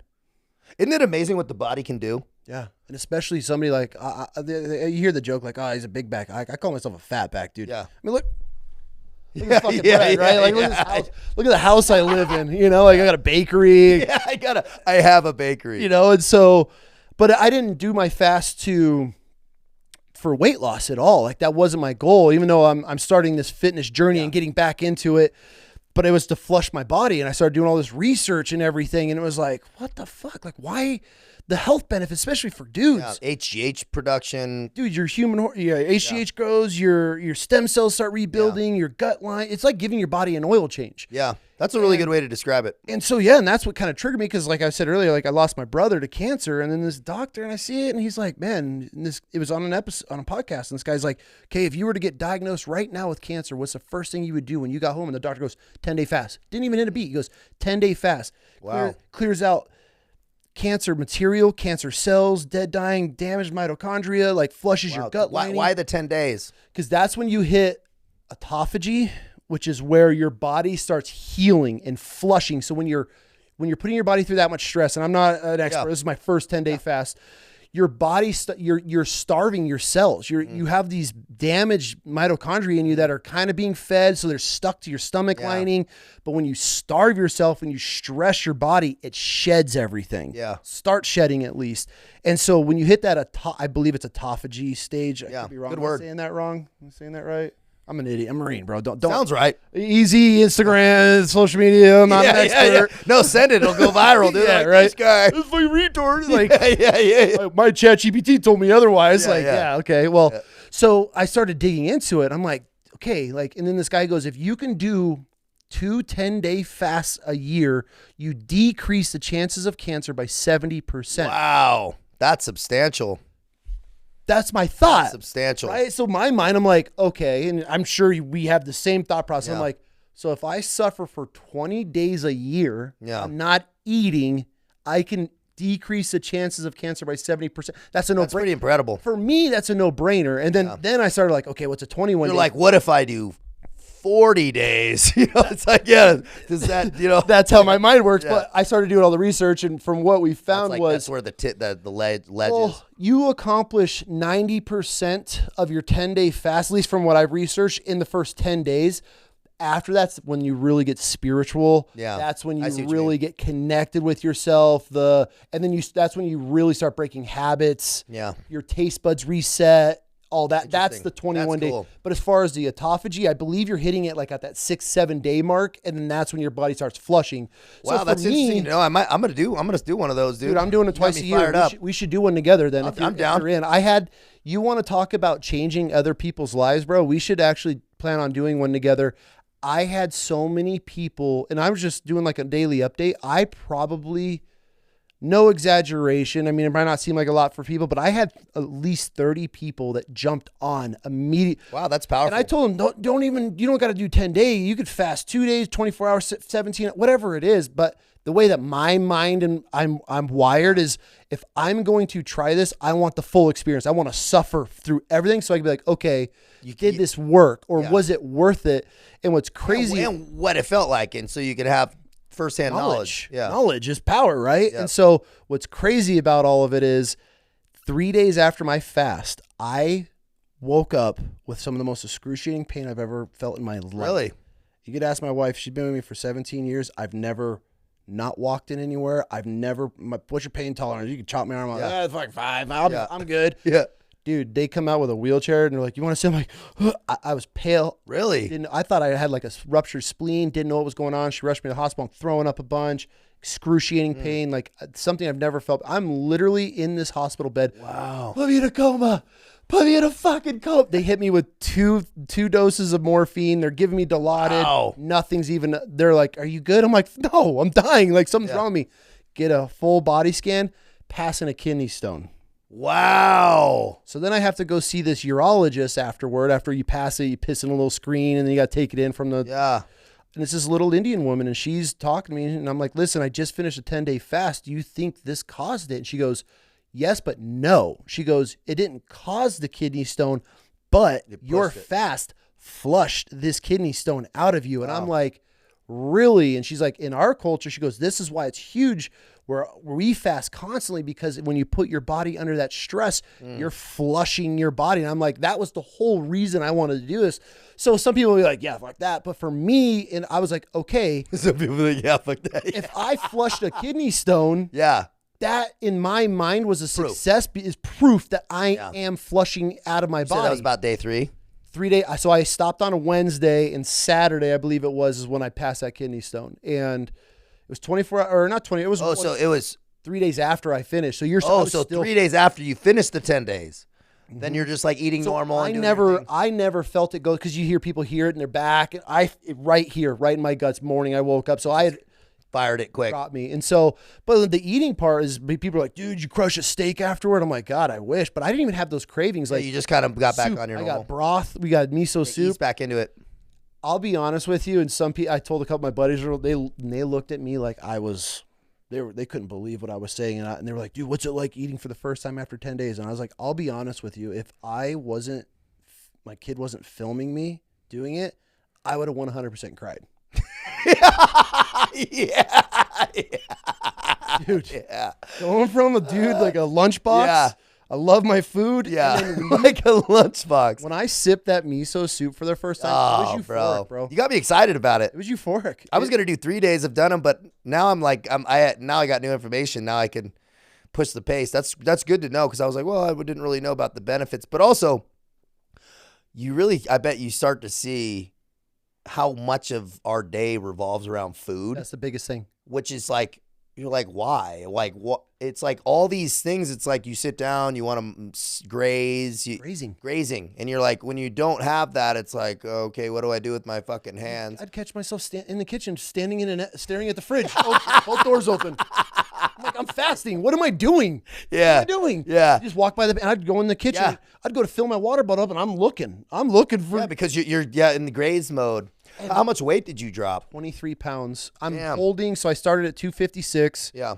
Dropped to 233 or 232, and I'm holding right at like 240 right now. When you got off, I know I'm kind of asking a lot of questions, but it's very right. interesting to me. When you got off, so you're 253 at the start of the fast. Mm-hmm. You're eating normal, whatever. And then you go 10 days, just water. Just water. Just water. No coffee, no nothing. Just water. And then you're 230 something. 233, right? Yep. And then when you started eating again, you're just balancing about 230 still. I'm sitting right at 240. So you put on about 8 8 pounds with water weight. water and I was super dehydrated. That's one thing I learned. I needed to drink more than coming off the fast. I'm going to schedule an IV drip just with potassium. Coming magnesium, off. That's a good idea to go. Reflush. Oh, that's a good idea. You eat a little bit, then go to get an IV drip. Yep, I'm going to do it the day after. Dude, just get an IV That's drip. doing it gangster, like, well, correct. It's just, because I got my blood done immediately afterward, and I was low on a lot of things, which I know I need to increase potassium, magnesium, all that while I'm fasting.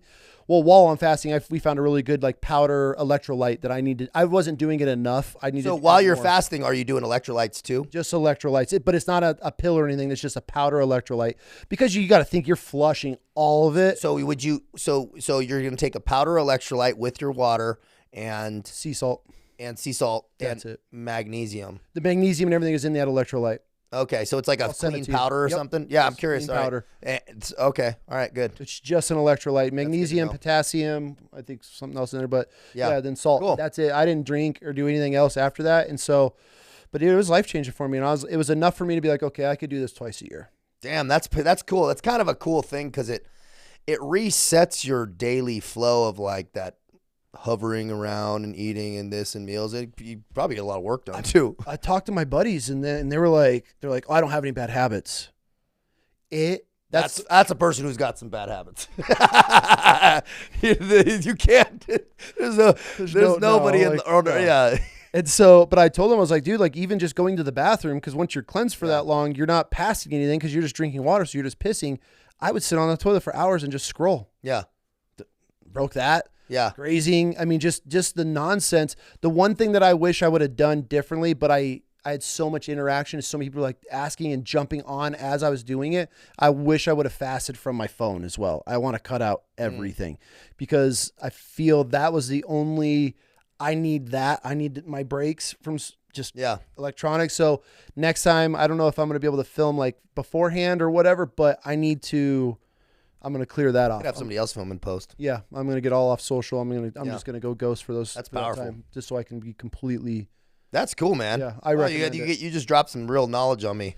Yeah, dude. Fucking scared. I'd be scared, bro. And there's also for guys, which I know a lot of them listen, we're like, for women, it's less of a thing. They're like, I want to get guys are like, man, I don't want to get skinny. It's like, I don't want to get too small. I don't want to lose these gains. I don't want to. Day 10, I stepped out. I'm like 230. I'm like, all right, I'm good. Yeah, I'm good. Yeah. I wasn't doing it for the weight loss, but it's enough. So yeah, dude, you're starting to get sucked up quick. Yeah, because I need to get a little lighter though too. Because my fiance she's like, you're snoring hard now. That's what she's like. I had a little sleep apnea, and I notice it when I get to the 230. I'm like 230 mark. When I'm like 230, that sleep apnea starts to kick on. 215 is usually about a good hover for me. Wait for you, yeah. Yeah, if I'm cut and 220 is I'm starting to get it, but I get to 230. It's I'm stronger, but I'm I just don't feel as good. Heavy. Yeah, I just feel heavy. Yeah, I'd like to hover around the 235, 240 mark is where I want to be lean though. But I mean, my normal walk around's 265. So I'm carry weight. And then she's like, yeah, you're starting to snore. She notices it when I get heavy, my snoring gets really bad. She just was commented on it. My fiance was commenting on it. She's like, you were snoring bad the other night, a little bit of sleep. I'm like, oh, damn, dude. I noticed it big time. Yep. Dude, so let's talk French Foreign Legion. Yeah. Let's back up, actually. Navy SEALs. Yeah. You went through everything. When did you got in some trouble, right? Yeah, I got arrested in the SEAL teams. A little bar fight, but it was an aggravated assault. Was counted as, Yeah. So that was substantial. Fighting that for a couple of years. Went to Iraq on bail. So coming back, I have a felony jury trial. I'm fucking facing 6 years in prison. That was my plea deal. 6 years plus 3 parole was the absolute minimum plea they were going to give me. And I was like, and it was just from one punch, dude. And that's why people. How bad you mess this dude up? Broke his orbital eye socket. He had to get surgery. He's fine. Things were all fine. I got sued. Yeah. I was getting sued for a lot of money. So there was just a lot of stuff going on. Civil, military, it just all compiling. Got it worked out. Really, John Cox in Boise, best criminal defense attorney on this. Bro, I love that dude. John Cox, you're listening. I owe that guy my life, man. He really came through for me on the civil side on everything. And he played for the Atlanta Falcons. Okay. He went to Boise. He's from California, but so he's just a solid cat. And fought through that. Then I'm on probation, very formal. We got it down to a misdemeanor. I had to serve a little time, yada, yada, yada. Now I'm on really formal probation where I'm not supposed to drink, not supposed to own a weapon, not supposed to leave San Diego without permission. And they were loose with me at first. They're like, oh, this active duty Navy SEAL, all right. I got demoted, but I'm like, now I'm back in it. Okay, things are they good. busted you down? Oh, yeah. I got busted down. Dude, I was like an E6 really fast, and then I like got out of the military as like an E4. No. Like, yeah, dude. Like when they said, there was an officer, he said something funny. He goes, I was on this like trajectory up, and then right down, he goes, there's the seaman to admiral program where you start enlisted and you go officer, and there's a program in the military called that. He goes, Cavanaugh, you're starting the admiral to seaman program. He goes, you're the only guy running it. And I was like, damn, dude. But yeah, I got busted down, and it was all good. I deserved it. It was what it was. But I got in trouble again, kind of at a concert, not a fight, but just fucking around with a golf cart, and it turned into a hectic thing. What's fucking around with a golf cart? I was driving in a county golf cart around the parking lot. County golf cart? Yeah, like it was a Jimmy Buffett concert, and it was like just a shitty county golf cart, like those shitty. And I got up, and I'm like, I was gonna go get my Uber, and I'm just gonna drive the thing to the edge of the parking lot and fucking leave it at the edge. But stupid. But I thought harmless. But when the cops pull you over in the parking lot, and I had this moment where I go, oh fuck, I'm on probation, I'm drunk, I have no shirt on, all blasted in tattoos, and I go, well, and he goes, hey, what's going on, man? I go, oh, what? And I beat feet, dude, and I grabbed my wallet, and they tackled me. I get up, and I'm continuing on. They let the dog on me, so I'm fighting off a German Shepherd. And then I'm getting tased as I'm breaking away. I'm ripping tasers out, and like 100 people are watching this go down, and it's just chaos. And so it just snowballed into like, now I have all these different charges, and they're like, hey, dude. And I said, dude, I just realized when I got put in the back of the car, I'm fucked. I am totally fucked. I just violated my probation on another violent charge, which it wasn't violent stuff, but then it all got dropped, it was nothing, but all the stuff got dropped on that one. But I still had violations, and so I had federal marshals in a van trying to extradite me back to Idaho, dude. And I have lawyers on phones saying that it was an illegal extradition. I'm flying back up here illegally to turn myself into the jail, and I'm getting sued for $500,000, right? On top of it, all this shit, dude. So I'm just hemorrhaging cash. I have lawyers in three lawyers in 2 states. Just stressed, bro, to max. And I'm getting kicked out of the SEAL teams on top of it, right? So this is all happening at once. And so I'm like, well, okay, and I'm just trying to like walk through quicksand. And I had moments where I'm curled up in the fetal position. And everybody's been at those moments where you're just like, you can't even move. The world's crushing you so much. I was there. I was definitely there, but fought through it, kept going and managed to get off all of it, shed it all. I beat all the cases, did all the stuff. I served a little more time up here, and then it was done, actually. It was all cleared. I was even off probation because I volunteered to commute my sentence. So now I'm good. Work in the civilian world, taking Adderall, Xanax, smoking weed, just like, but being successful. We were doing I was doing residential real estate development. It was like actually going well. Yeah. But I had a lot of debt from the court cases. I wasn't emotionally stable, right? I really wasn't. I was, drinking every day now to kind of take the edge off from the Adderall all day and fucking buzzing at a million. I just wasn't my best self, and I was starting to get those speed wobbles. And then I went into the marijuana industry. We started like a distribution company, and now I stacked on an opiate habit at night, right? So I'm sniffing fentanyl at night, doing emails, like not like fucking off and just doing nothing. I'm pitching decks for millions of dollars. I'm working for a VC capitalist. I'm building a facility out in Palm Springs, and I'm just every direction, right? Really? But managing.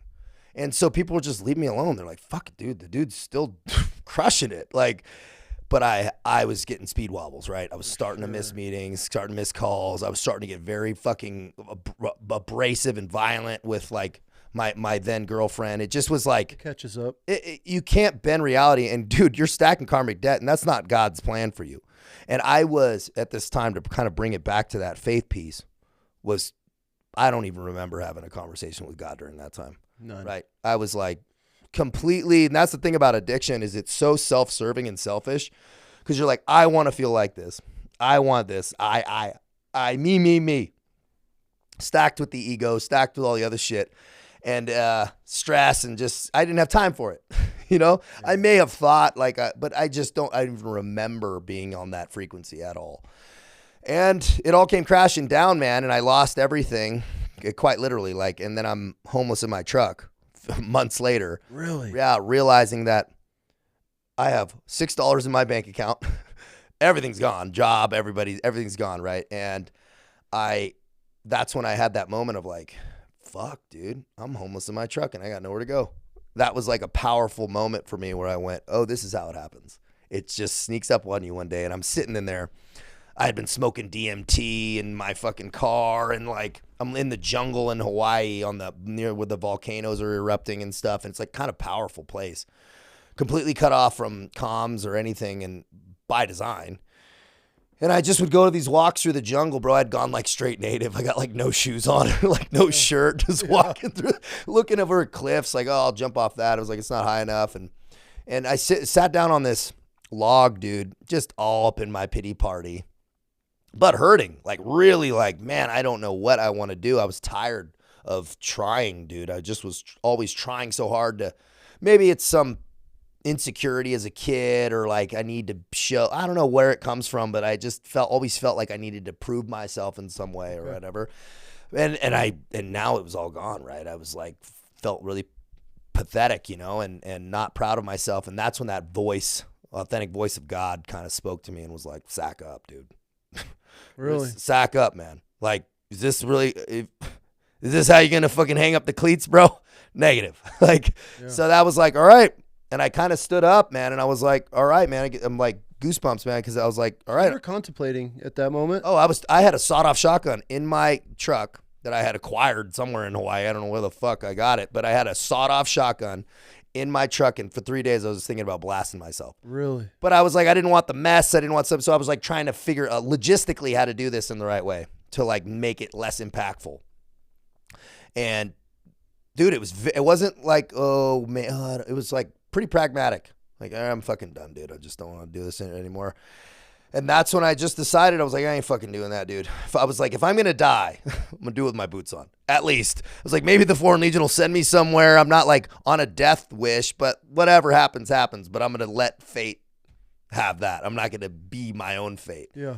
And I did, dude. And I tossed my truck into somebody's garage out there and fucking took some fast cash loans out because I had no money. Really? And I was like maxed out on credit and everything, dude. I think the $1,000 I got from like $500 from two different companies cost me like $4 million or something, you know, later down the road. It cost me so much. But I paid it when I got out of the Legion. I looked at the interest rate and I was like, oh God, you forgot about these. But I did it, you know, and it worked. And I bought a one-way ticket to France, man. And I went to the Foreign Legion gate and knocked on the door. Okay, that was my next question. How does one go about just joining the French Foreign Legion? Yeah, there's no application. There's no calling ahead, dude. There's one way to do it, and it's been the same way for 200 years. And you go with a bag and your passport, and you go to two spots. There's a couple satellite spots around, but really there's two pre-selection locations. Okay. One on the east side of Paris and one at the headquarter regiment down in Aubonne, France. And you go and you literally knock on the door, bro, like the Wizard of Oz, and the motherfucker opens the slot and is like, all right, and here's your passport. And you give it to them, and then they tell you to get up on the fucking pull-up bar.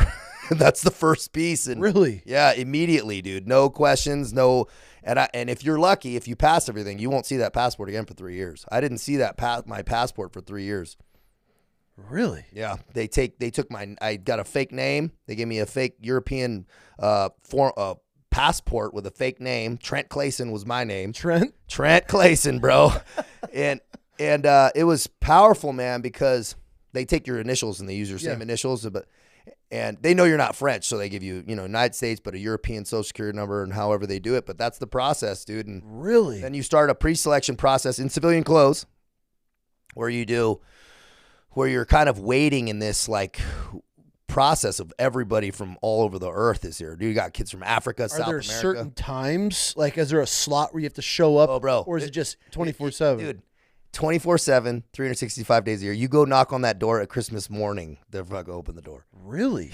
Dude, it's wild. I've never heard of this. Yeah, dude, you go knock, it says Legion Étrangère, Foreign Legion, and it looks like an old, the one I went to is Fort Nugent. It was raining, bro, and it was the Hunter's full moon. I remember it was Sunday evening, and I sat down and I had my DD-214. I brought my DD-214 to let them know who I was and, back up my passport and stuff. And they asked me, dude, like, during the pre-selection plays, they're like, what the fuck is you doing here? Why is a former Navy SEAL? They don't want issues with the United States government or different things, and there are disqualifiers, right? The only 1 out of 15 guys will make it through pre-selection and selection. Okay. And actually go to boot camp. Okay. Only 1 out of 15, 1 out of 10, 1 out of 15. But they ask you, why are you there? They do Interpol background checks. They'll do your own country's background checks. If you have any sexual crimes, any real issues with drug trafficking from Interpol, those are no-go. Terrorism, shit like that. They're going to pretty much say no-go. But everything else, they know. No tattoo regs, nothing. You got dudes coming out of Russia, like faces blasted out of some gulag, dude. Really? Yeah, show up. There's no regs. And that was part of it. That's part of the reason why I went, because I wanted to finish my tattoos, and I knew they wouldn't fuck with me, dude. So I ended up finishing my stuff there. But it's cool, man, because you see guys, Green Beret, full fucking thing with faces blasted, dude. It's wild. Okay. What is the French Foreign Legion? Yeah, it's a good question. It's a branch of the French military. Okay. So it's a formal branch of the French military that was started by an old king in like the 1800s to get foreigners out of his bars and back onto the battlefield who had been fighting in a previous war and were there with the carrot of French citizenship. So it's modeled after the Roman legions. The Romans would go and conquer, and they're like, all right, if you fight for Rome for 17 years, you'll be a Roman citizen. But we're going to kick you in the nuts for it. And that's exactly what it is. And you don't have the political pressure of French coming back in body bags. So there's been times in the Foreign Legion when there's been 30, 40,000 people. At times with Germany, it's also like a petri dish of the geopolitical situation. Like you'll have guys flooding in because of different things going on in their countries, Germany. And now, like, there used to be a lot of Ukrainians. Like 10% Ukrainians. A lot of the guys I worked with, when Ukraine kicked off, all those guys flooded back to Ukraine, right? Because they're fighting, right? And so you'll have like these influxes. It's interesting. Really interesting. But it's it's like the redheaded stepchild it's a lot like the Marine Corps in the sense of the formality, like this discipline, very strict. Okay. Very strict haircuts, very strict on like entering into a room. But you could be fully blasted. Yes, but do not have your fucking hair fucked up. Uniform and hair is got to be on point. On point, dude. Okay. And I understand standards. I understand I understand why, because you have all these like guys who don't even speak the same fucking language. You got to learn French. Yeah. You got to learn French. All the military orders are in a language you don't speak. So you're learning through pain very fast. From my French has a Russian accent, because I'm like learning from Eastern Bloc guys. Okay. Yeah, it's funny. But you have a lot of 150 nations represented. So you got, like in my graduating class, I had Mongolia, Thailand, Chad, South Africa, Colombia, Venezuela. Yeah, tons of guys from Brazil, Nepal, and one American, me, right? There's not many. How many Americans are joining the French Foreign Legion? Handful. There's 7,000 guys in the Foreign Legion now. It's probably about 15 Americans, maybe. And you were the only like Navy SEAL that's ever done it? There's never been a SEAL do it, apparently. Could there have been? Yes, but at least that's what the Legion headquarters had told me. They never had a documented SEAL there, and that's at least what I was told. So no shit, yeah, I had no idea. There was a Marine, dude. There was a recon guy there who was at MARSOC. He was like one of the first classes. Crazy story. I love him. I won't shout his name because he's all super low vis. But dude, he sold a gun while he was I think it was a Raider at the time, or MARSOC, whatever it was called, and he sold a gun to a guy. Formerly, he was doing a bill of sale and whatever, and the guy's paperwork hadn't come back yet, and the guy in there, but they were already there doing. He's like, all right, send me the paperwork, and then we'll just kind of complete the deal. The guy went and committed a crime with it. So he's like working at the amphib base, and I'm just giving you an example of the types of guys that are there, right? And the stories are fascinating of why they show up there. But he's, working. They come knock on the gate of the base. They're like, hey, your gun was in, you sold it illegally, da-da-da. The judge threw the book at him. He got 5 years in the feds. 5 years in the feds on selling that gun to that dude. And so he did 5 years in the feds, comes out all blasted, tats, and loses his, was out of the military, does his full 5 years, does his 3 years of parole. And he had met a Legionnaire while he was doing security at a bar or something, and he goes, damn, what's that? Like, he found out about it. He goes, okay, I'll go back and serve. And the day he was done with his parole, he said he took his keys to his apartment, locked the door, threw the keys in, shut it, and beat feet. And he was over there for 9 years, man. He was after like a chief or something at like equivalent by the time he was getting out. He's contracting now, but head all blasted, lesion tats. Yeah, you'll see some of his pictures. I see him floating around online. People have taken pictures of him, but he doesn't really post stuff. But yeah, interesting stories, man. Damn, dude. Yeah, but I had no idea. He was the only other soft guy that at least I knew of that was there. So there was just you two for American Wives? Yeah, and we were split up at different regiments. The regiments are, and what's interesting, it is like the Marine Corps also in that it's like a one-stop shop. Okay. They have their own cavalry, their own medical, like they have their own, infantry units, engineering units, all that stuff is in-house. So once you're in, what is the sole purpose of mission the French set or Legion? Yeah, what's your mission set? A lot of security. So I'll give you, we did internal missions in France, which are like patrolling with a fucking rifle, like near the Eiffel Tower. I did the Riviera. We got super lucky. So we're like patrolling in Nice, France for anti-terrorism. What's your uniform? It's woodland camis with a green beret. Okay. And we're using HK-416s. So when you're patrolling, is the French Foreign Legion held like at a higher standard? I mean, are people seeing you like, dude, those are Legionnaires? France loves their Legionnaires. Okay. It's fucking kind of a cool story. Okay. You got all these like meat eaters walking around like blasted. They're like, what the? They love it because you're there fighting for France. And we think of it differently here because we're so geographically isolated. These people, especially the older cats, bro, they had people patrolling through their country and like war. Like, we don't know what that's like here. No. And so they have a whole different like respect for their military. You wouldn't think the French do, but they do. Like the French are very like thankful and will make you coffee and stuff. But that was the interior mission. We would do that every once in a while. But the exterior missions are all over. They're all over Africa, all over South. They're in South America. So France has territory in South America. They do all the the illegal gold mining and also protection of the. Did you do any of that? Oh yeah, What's that like? We did 4 months of deep jungle operations down in. Let's dive into this, bro. It was heavy. Anything jungle is fascinating because jungle is my spot.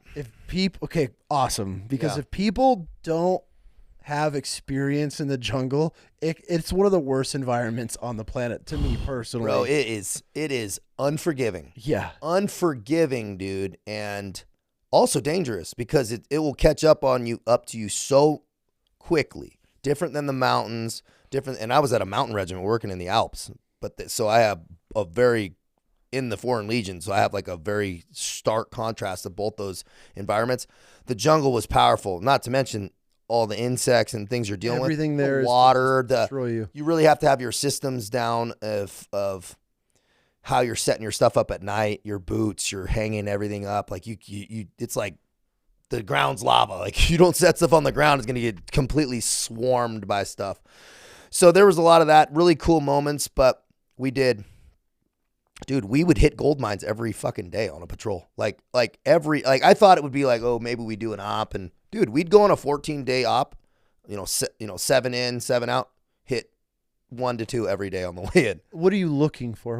These are illegal gold mines, obviously. Is it environmental that they're stopping, or is it just these are like illegal gold mines that they're illegal gold mines? They come up over the border in Brazil, and they just, they're natives, and they do huge mercury pits and they fuck it all up. Okay. But also France was protecting their gold mining operations down there. So we would do some of that too with the legal gold mining. Are these guys combatant, or are they just like we never got shot at down there, but you'd come across weapons and you'd come across and guys have been shot down there, and they shoot at each other all the time, right? And there's bandit groups that try to steal the gold from these guys coming out. Dude, there's this one legal mine. Okay. They were pulling 750,000 euro a week out of this place, which is $1 million with 6 guys and some. I mean, gold laying on the ground, dude, flakes, crazy. And so we would go and one of those guys had gotten shot in the throat. This is how they would get the gold out. One guy, it was like a gauntlet because this was deep in the jungle. Uh-huh. And one guy would get on the motorcycle. You got to get it out somehow. You can't, he would get on a motorcycle, put in the backpack, all the raw gold and all this shit. He would sit on the back with a fucking gun and go, ring, and just fucking go through. Just pin it to win it? Pin it. Yeah, that was how they did it every week. Oh my God. So it was stuff like that. Sure, there's more formal operations, but so we did. And when we would come across these gold mines, we would break all their diesel engines and pull the hoses out. They're like, hey, Navy SEAL goes in that fucking mercury pit and fucking go, oh, dude, I glow in the dark now, dude. I swear to God, bro. Dude, I got to do some fasting, bro. I got to because they would have me swimming in these pits, bro, that were just because they're like, oh, you can swim, right? All right. What the fuck are you going to the pits for? Pull the tubes out, pull the diesel engines out. Oh, my God. Yeah, so I got a lot of extra love on that because not a lot of Legionnaires can swim well, but we would break it up with sledgehammers because we're carrying sledges and fucking quickies and all this shit with us through the jungle. It was heavy, dude. Yeah. It was like packing heavy. And then we did burn all their shit, dude. They'd have karaoke bars and whorehouses and everything. They'd have grandmas cooking and full cities, dude. Full cities. You just stumble across them. Yeah, we'd have the officers would have. And here's the thing about the Foreign Legion: nobody tells you shit. No, there's no like mission brief. It is like the Marine Corps. They go. Shut the fuck up. Get in line. Get in line. Walk. And when we come across some shit, you know what to do. That was it, dude. They would just, so they're like, shut up and just go, man. And so there are not a lot of questions. They're like, the French is very top down too. Okay. They come from the French. So this is an interesting dynamic that people don't think about. The officers are French, right? Only the officers? There's like a handful of foreigners, but they're like vetted very young and go up to the process. You got to be pretty stellar and be in a long time. Makes sense. And be an NCO all the way through to the top, right? Got it. So, but they're French, and they come from their academy, Saint Cyr, however you pronounce it. It's like their West Point. Okay. And it's like a coveted spot to go to the Foreign Legion, right? It's like a feather in their cap. It's like kind of edgy and, sexy, and they do it's good for their career. And so they come in there with a lot of pomp and circumstance, and very top down, very formal. You give them all the respect and don't give them any disrespect, and they'll crush you if they sense a little bit. Yeah, like punishment wise, dude, they'll make your life fucking miserable, bro. Oh man, I mean, I had to stack rocks for 3 days one time in the snow, raining snow in December near the Alps, and there's no rocks. And I was told I had to because I didn't march right one day, and the colonel saw me. L'Americain marche comme cette merde. He marches like shit with the tattoos. I stick out like a sore thumb, dude. And I get called in, bro, and I was in the push-up position for like 2 hours, sweating, just getting fucking screamed at. I don't know what the fuck they're saying because I'm still pretty new. And they go, now you're going to stack a pyramid as tall as you, 6 feet tall, as wide as you. So 6 foot base, 6 foot tall. There's no rocks. And they're like, I don't give a shit. Find them. And so I don't care how long it takes. Bro, 16 hours a day, and I still didn't find them. I had to have people steal rocks and bring them to me in a car. Because I had some Ukrainian guys. I go, dude, you guys got to help me. And it was literally.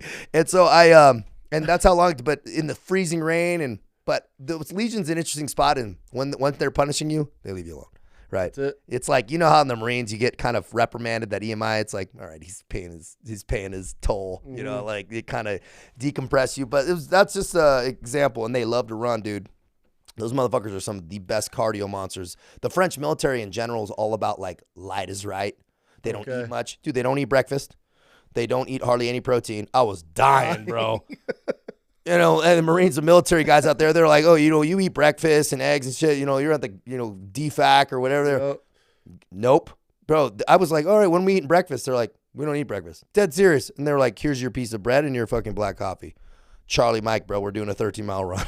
Just every day, bro, in the snow. I was like, God, I earned this. I thought about it many a day, and I go, it was all the things I hate: cold, running, no food, and losing muscle mass by the thing. And I go, and a lot of scrubbing toilets, a lot of cleaning. There are like, dude, room inspections for 5 years. Really? Every fucking morning. Really? Strict, dude. Lockers folded, like full on boot camp for 5 years, bro. It's really. It starts to ease up when you get a little rank. You get corporal and you go through some. It starts to ease up. You don't clean anymore and stuff like that. But dude, I clean toilets that you do. You could eat food off the back of the toilet. It's so fucking clean. You know, like so clean, bro. You know, like, hey, Navy SEAL, come clean this fucking toilet, man. I got a lot of that, but it was I said this before. It's a great term though, but there's no better way to say it. It was a baptism in humility. I needed it, dude. I needed it so bad. Mm-hmm. Not that I ever thought that I was some ego monster, but I couldn't even see the holes in my own game. I thought I was like humble, but the minute you think you are, you're not. Like you're not really humbled until you stop thinking about it at all. Mm-hmm. I really had to take that time and use it for not only just faith and realizing that where I was at, I earned, and I had a lot of karmic debt to burn off. Not that I was pushing grandmas in the street, but that's where guys lie to themselves. I go, dude, you don't got to be doing bad shit to be stacking karmic debt. You could just be not as good a father as you could be. For sure. You could be not as healthy as you, not just kind of being as present as you could be, or reaching into that, pushing that professional pace and taking that risk and to improve the life of your family. All these different pieces, dude. That's karmic debt too. Yeah. And I had to really burn a lot of that off, and it was exactly what I needed. There's a lot of quiet time and time to think, and it was useful. Yeah. Yeah. You don't realize it until you get into that routine, that headspace, and you're like, okay, now I can start processing my life, and exactly, I need to be here, and yeah, and that's what you say. Like when you're like looking at God, you're like, man, like I get it. Yeah, I get your sense of humor. Yeah, I hurt, dude, because it was such like probably like that fasting. They're like, there's this like. This shedding and and it takes a lot longer than you think. Mm-hmm. I thought, oh man, I'll be good. But I realized I was still kind of fucking up every now and again, the first year, and that I had a couple bad weekends and stuff like that. But I was kind of like lost, man. Like, well, I think some guys like, I feel like you and I are probably very similar, but we're just wired. Yeah. We're wired where it's like right and wrong. We take that. Yeah, to seek that whatever the seeking, it's like filling the void. And I heard something great the other day. It's like the thing about seeking, that immediate pleasure, that gratification, that's pleasure driven, not purpose driven. Yeah. The thing about that is it's satisfying, but it's not fulfilling. Yep. So you have to keep doing it. Yep. You're not fulfilled. Therefore, there's this endless void. And when I really started to just unwind and understand, like, okay, and it took a couple years, like, when was times I felt better? Okay, when I had better habits, and I just started waking up earlier and just started kind of building my life in a more simple way. Also, my life was stripped down to a sea bag. Yeah. Again, after being in a high, and I was saving money, even making no money. Like I was finding ways to really simplify my life and be like, all right, I'm having good days every day. I was no longer a Navy SEAL. Nobody gave a fuck there, right? It was like I was Trent Clayson. I was completely I wasn't even myself, right? It was so unique in that I was like, okay, well, this is who I am. Let me build my life, and my own clarity and happiness is mine. It's an internal job. Because I realized while I was there that being a Legionnaire, the only Legionnaire SEAL or whatever, that didn't make me happy. Like nobody gives a shit, right? In the end of the day, they care about. Your family cares about who you are. Like, no, I realized that like I was trying to prove things to nobody. Mm-hmm. I was trying to prove these titles and like no one that gives a nobody cares, bro. And that's the thing that guys, I think it's useful to remember in that the badge, the uniform, it's not you, man. It can be taken away from you. So it's very dangerous to just rest your worth on that. And so I just started to build my self-worth on my daily habits. Like on just trying to be a good dude and hold myself to a higher standard and challenge myself and my own, proclivities and hold cut out the porn and cut out like things that were I realized were holding me back, that I just was like, oh, it's not a big deal. Everyone does. Yeah, but I know I can do better. Yep. Right. I'm not saying I'm perfect, but I'm saying I was holding myself to a higher standard every day or trying to. And that really, and focusing on my self-development. And I was like, whatever happens, happens. And that's when I go, oh man, I've had good days every day for like 2 years, which is powerful. Yeah. When you start to find a true identity. Yeah. I feel that's where, and I catch some flack for this because I'm kind of open about it on social, is that I feel in the veteran community, law enforcement, whatever it is, we get so consumed by the identity of the uniform or the badge, and that's who we become. Yep. And then when we transition out, that's all we know.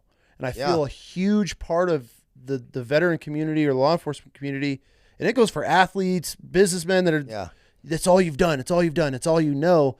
And then they have, like, you hear about it and it's like, it's such a hard time transitioning. I feel it's because that's all we know. Yeah. It's all we've ever been taught. And so our mindset is that it's back in Fallujah, back in here, back in the Corps, back in Ranger Battalion, whatever it is, but it's been 20 years. And it's like, okay, dude, like, what is it now? And and it's, you look at it and you start asking these questions and it's like, well, I don't believe in the 22 vet a day thing, those numbers, but it's like, okay, let's say those are true numbers. Why aren't they changing? So what do we need to start doing for the mindset of these guys? And I feel like you went through that process of like, I'm not a SEAL anymore. Yeah.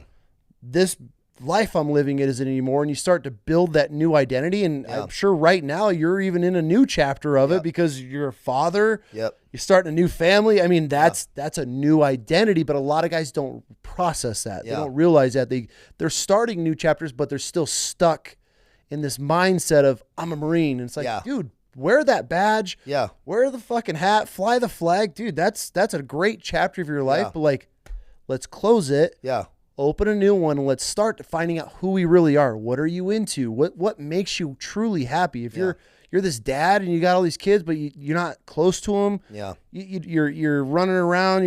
You've been through 4 wives in the last couple of years and all these relationships. Like, okay, what's making you truly happy? Mm-hmm. I feel that's where the mindset of the veteran now is what we really need to start focusing on, because it took me a long time. But it's like, dude, I don't want to just be the Marine anymore. Like, I want to be the greatest father I could be for my daughters. I want to be the best husband I could be for my wife, which hasn't always been.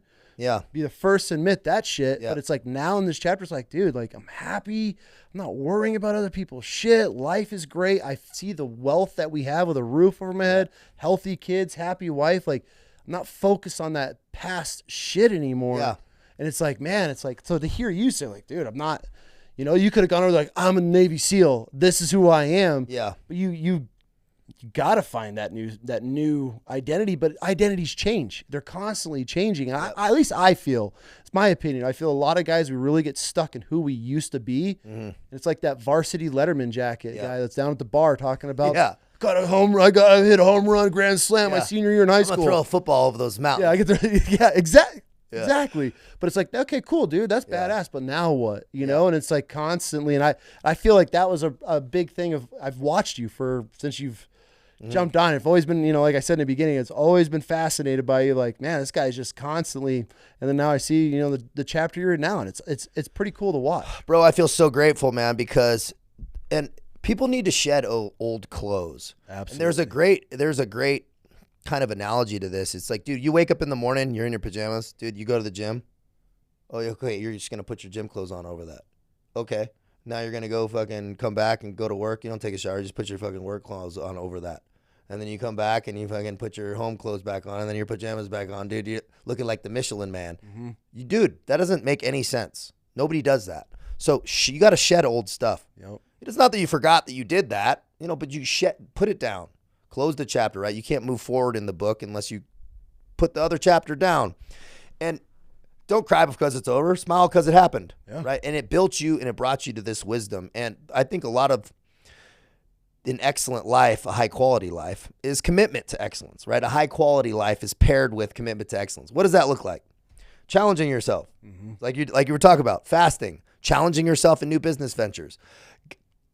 And this is kind of like an edgy topic to talk about, but I think a lot of PTSD, and I'm not saying there isn't a lot of issues, a lot of real issues, but I think a lot of it, PTSD, gets wrapped into lack of purpose.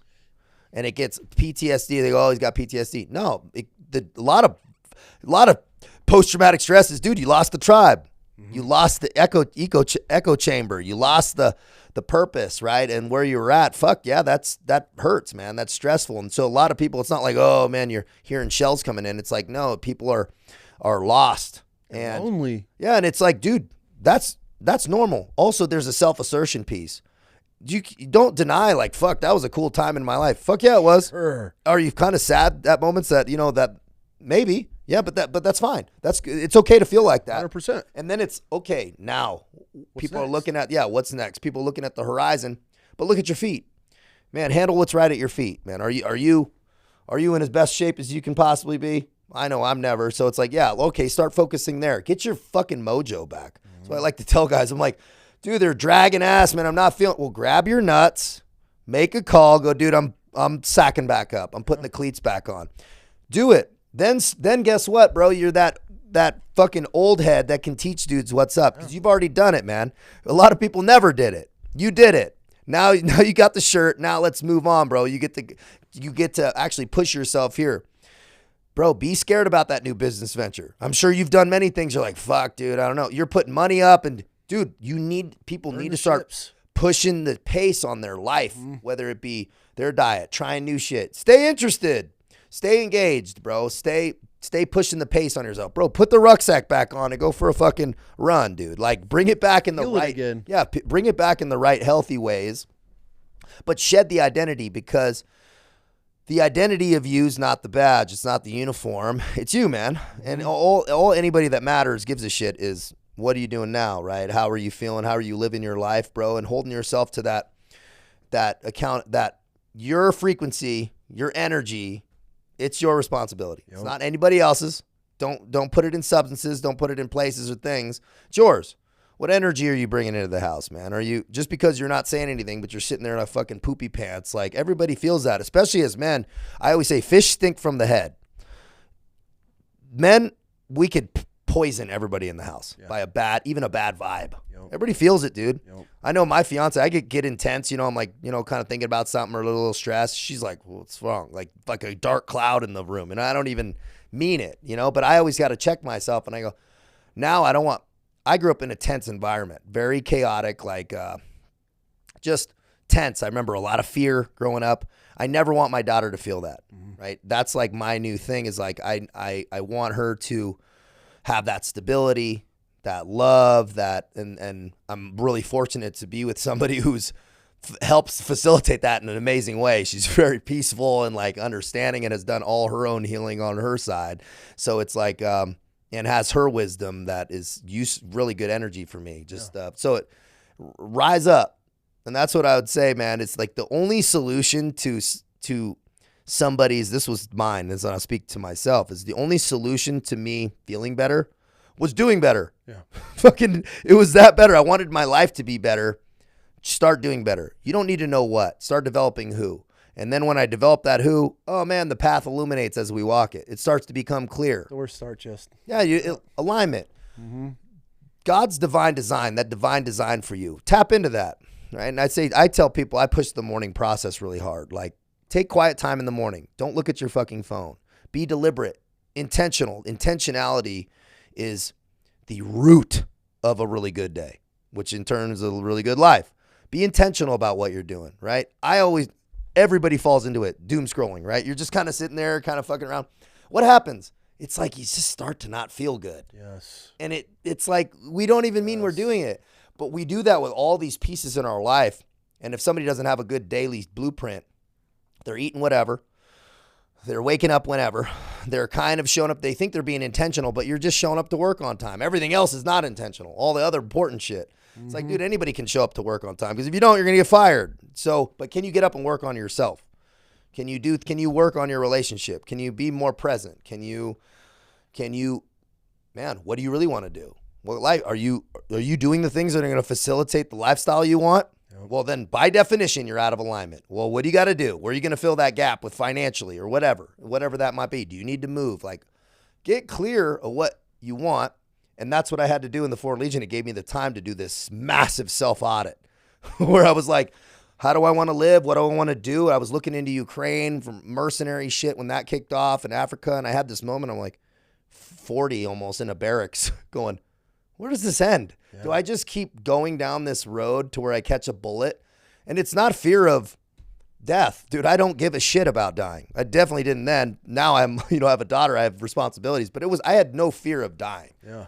And I heard, you got to love the peanut gallery. I did you didn't go to Ukraine because you were, when you're fighting. I'm like, bro, you obviously have no fucking deal. Dude, that's not what I was worried about. Dude, I'll catch a shell. I don't give a fuck. That's not, do I want to live a lifestyle where I can't go to the fucking beach when I want, or make money how I want and have some autonomy? That's what I cared about. Yep. And I wanted to have a family, dude. And I had this vision of this beautiful life that I wanted to live and now I do. And it's fucking exactly by my design. And it's by God's grace with, you got to meet him 51% of the way, I like to say, or 49%, however you want to look at it. Like, you have to do all the work to where it's like, okay, man, all right, you're at the right spot. You're not going to be given something that you're going to squander again. And it's like, this is the last chance, right? I had no more fuck ups. I used all those lives. And now I see my beautiful fiance and my healthy baby girl. And I'm like in the house, living in a house on the golf course in a fucking gated community. And the trucks are paid off and shit's good, man. And I'm helping people and I'm really feeling purpose. Yeah, it's stressful. There's a lot of stress, man. Business is up and down and things go and there's always things that are stressful, but dude, I'm here for it. And I'm like right and correct. And I can manage those things better because I'm in a clear space and I trust in God's path, man. And like fully, like have to. That faith piece is, I talked to a client today, a young kid who's had an amazing transformation. He said something interesting. He goes, man, I really appreciate you saying something. He goes, you taught me how to use faith correctly. And I went, what an interesting way to thought. He goes, I would be stressed about stuff. And he goes, and I realized that I was not trusting in the process enough, and being like, all right, well, I'm arrived correct as I possibly can be. Well, let me step across that gap and trust that, that the job will work out and this and that, like using it as as faith as a strategy, man, because it's a tool. You have to use faith in the right way of like, when it gets hard, that's when you have to use it, right? Because anybody's like, man, God's great. You're on the beach with the, your beer or whatever. Yeah, God's great, but when it's raining, man, and it's like stressful, that's when you need to use it. It's like that execution of faith in the right times, dude. It's like, it needs to be used in the hard times, not the good times. Don't be just praying for, when shit's good, man. Be grateful when shit's bad because something's coming, That's hard to do, but that's the right way. You ain't wrong, man. Yeah. You ain't wrong. It is crazy of how just changing the slightest little things or just rethinking and learning how to just process things differently and looking at it from a different angle, and it's like, it took me a long time to realize what I truly had. Yeah. And I still need to be corrected on it because you know how it is, man. You see these dudes, you're like, what the that dude's such a piece of shit. He's got this, that, he's got everything's brand new, multi-million-dollar home. Like, what the fuck am I doing wrong? Yeah. And then it's like, bro, like, come home. Yeah. Talk to my wife. I'm like, we got a roof over our head. Yeah. I got healthy kids. We got money in the bank. Yeah. Like, I have a relationship that I have with my family that dude doesn't. And you don't know what's going on behind the doors there. No. Right? That's the piece. And that's where it's focus on yourself. You focus on your gratitude and what you truly have. Yeah. And it's like, okay, cool. I'm good. Yeah. I'm good, and I've never been like I've never been a jealous type, but I'll definitely have looked at people like, the fuck am I doing wrong? Yeah. That guy is an idiot. Yeah. Like, yeah. What the fuck? Yeah. How is this dude worth millions? And, like, you meet this, and then it's like, okay, I might not have what he has. Maybe I don't want what he has. And that's the thing. I'm happy. I'm excited to come home. Yeah. I love being on the road and traveling with my family. That to me is wealth. Yeah. Like, I guarantee you, he might have more money in the bank account, but I guarantee you a true wealth of happiness and joy. Cool. Like, I'll trade that all day than having millions in the bank account. Your kids hate you. Your wife, you don't have a relationship with your wife. You're coming home by yourself because everyone's in bed, not waiting for you, or having dinner cooked. Like, to me, those are the things that matter. Like, my kids are excited when I walk in the door. My wife standing there ready to greet. Like, those are the things that make, as a man, at least me, like, that's what makes me feel good. That's powerful. Not, man, I got a brand new Chevy 2500 in the driveway. I couldn't tell you what my kids are doing, but hey, look, I got it all, I got everything on social media. It looks like I got my shit together, but I can't even sit down with my daughter and have a conversation what's going on in her life because she's that teen. Yep. Fuck no. Yep. Like, I'll sacrifice everything for what I have right now. And it's like, that's why, I mean, we live in this, you see my house, it ain't a giant home, but dude, I'm beautiful, man. I walked in, the first thing I thought was like, damn, this fucking place is nice. That's the first thing I thought. It's all her. I walked in, I was like, man, it's nice in here, man. Yeah, just so you know. But it's also perspective, dude, because there's someone praying for the life you have. Absolutely. I get the chills when I think about that, dude. Absolutely, it's like there's someone man. who just would give anything to live the life you have. And I go, dude, we're playing musical chairs with happiness. Because my fiance said something funny. She goes, women sometimes will be like, she has beautiful blonde straight hair, and she'll always be trying to curl. She's like, oh, that girl's got great. I'm like, why do you always want what? Like, she's trying to straighten her hair. You're trying to. It's like we're playing Starbelly Sneetches, dude. Like, Just be grateful for what you have. Take a step it's like, back. We're all trying to. Yeah, and it's getting clear of what success looks like. Yeah. Because I had a good buddy, former Marine also. We should get him on the podcast. Austin Hancock, dude. He's a, real estate guy. He's all tatted up and stuff, but he was a Marine dude, great dude. Solid message and really cool pathway. And he says, dude, he built the real estate business out in Oklahoma, and he had the business and the brick and mortar and this and that. He was building custom homes, and he goes, I don't want this. Yeah. I was like told this is what he goes, I want freedom of movement. Mm-hmm. Why do I want a brick and mortar building? I'm stuck here now. And he's like, I got all these employees. And so you like, get clear what success looks like to you. Like success, I still, luckily I've been blessed with this memory very burned in my head in that French Foreign Legion barracks room, fucking late 30s, like eating just sitting there on my little rack, picturing what I pictured happiness to be. And now I'm there, and I'm like very, very aware of that. You have to. And if you're not, you're always chasing it. I'm not chasing. I'm very aware, dude. I'm like, dude, I'm going to just push success. I'm going to stay ambitious. And I think that there's a part to that. You want to grow. Yeah. What you're saying, I think, is important. You're like, yeah, dude, I see that. And it's using that, like, that motivation in the right, healthy way. It's like, all right, well, watch this. I'm going to build this beautiful life and this, right? You could build it all. And this is, people think you have to sacrifice things. And I think if you do it in the right way, rooted in faith and rooted in a healthy mindset, it's, dude, your faith, family, fitness, and finance can all be 100%. You don't have to give up a point. And that's the piece, is don't sacrifice one for the other. Keep them all good. Mm-hmm. Keep them all stacked, bro. And it's like success across the board is the only thing I want. Mm-hmm. If anything's going to have to suffer for the other to grow, I don't want it. I want them all to grow evenly. I want them all stacked. I had a client, he was in prison.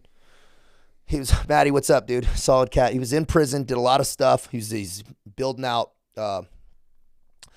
facilities now in multiple states. He's licensed, very successful. And but he went through a lot of hard times with heroin and stuff.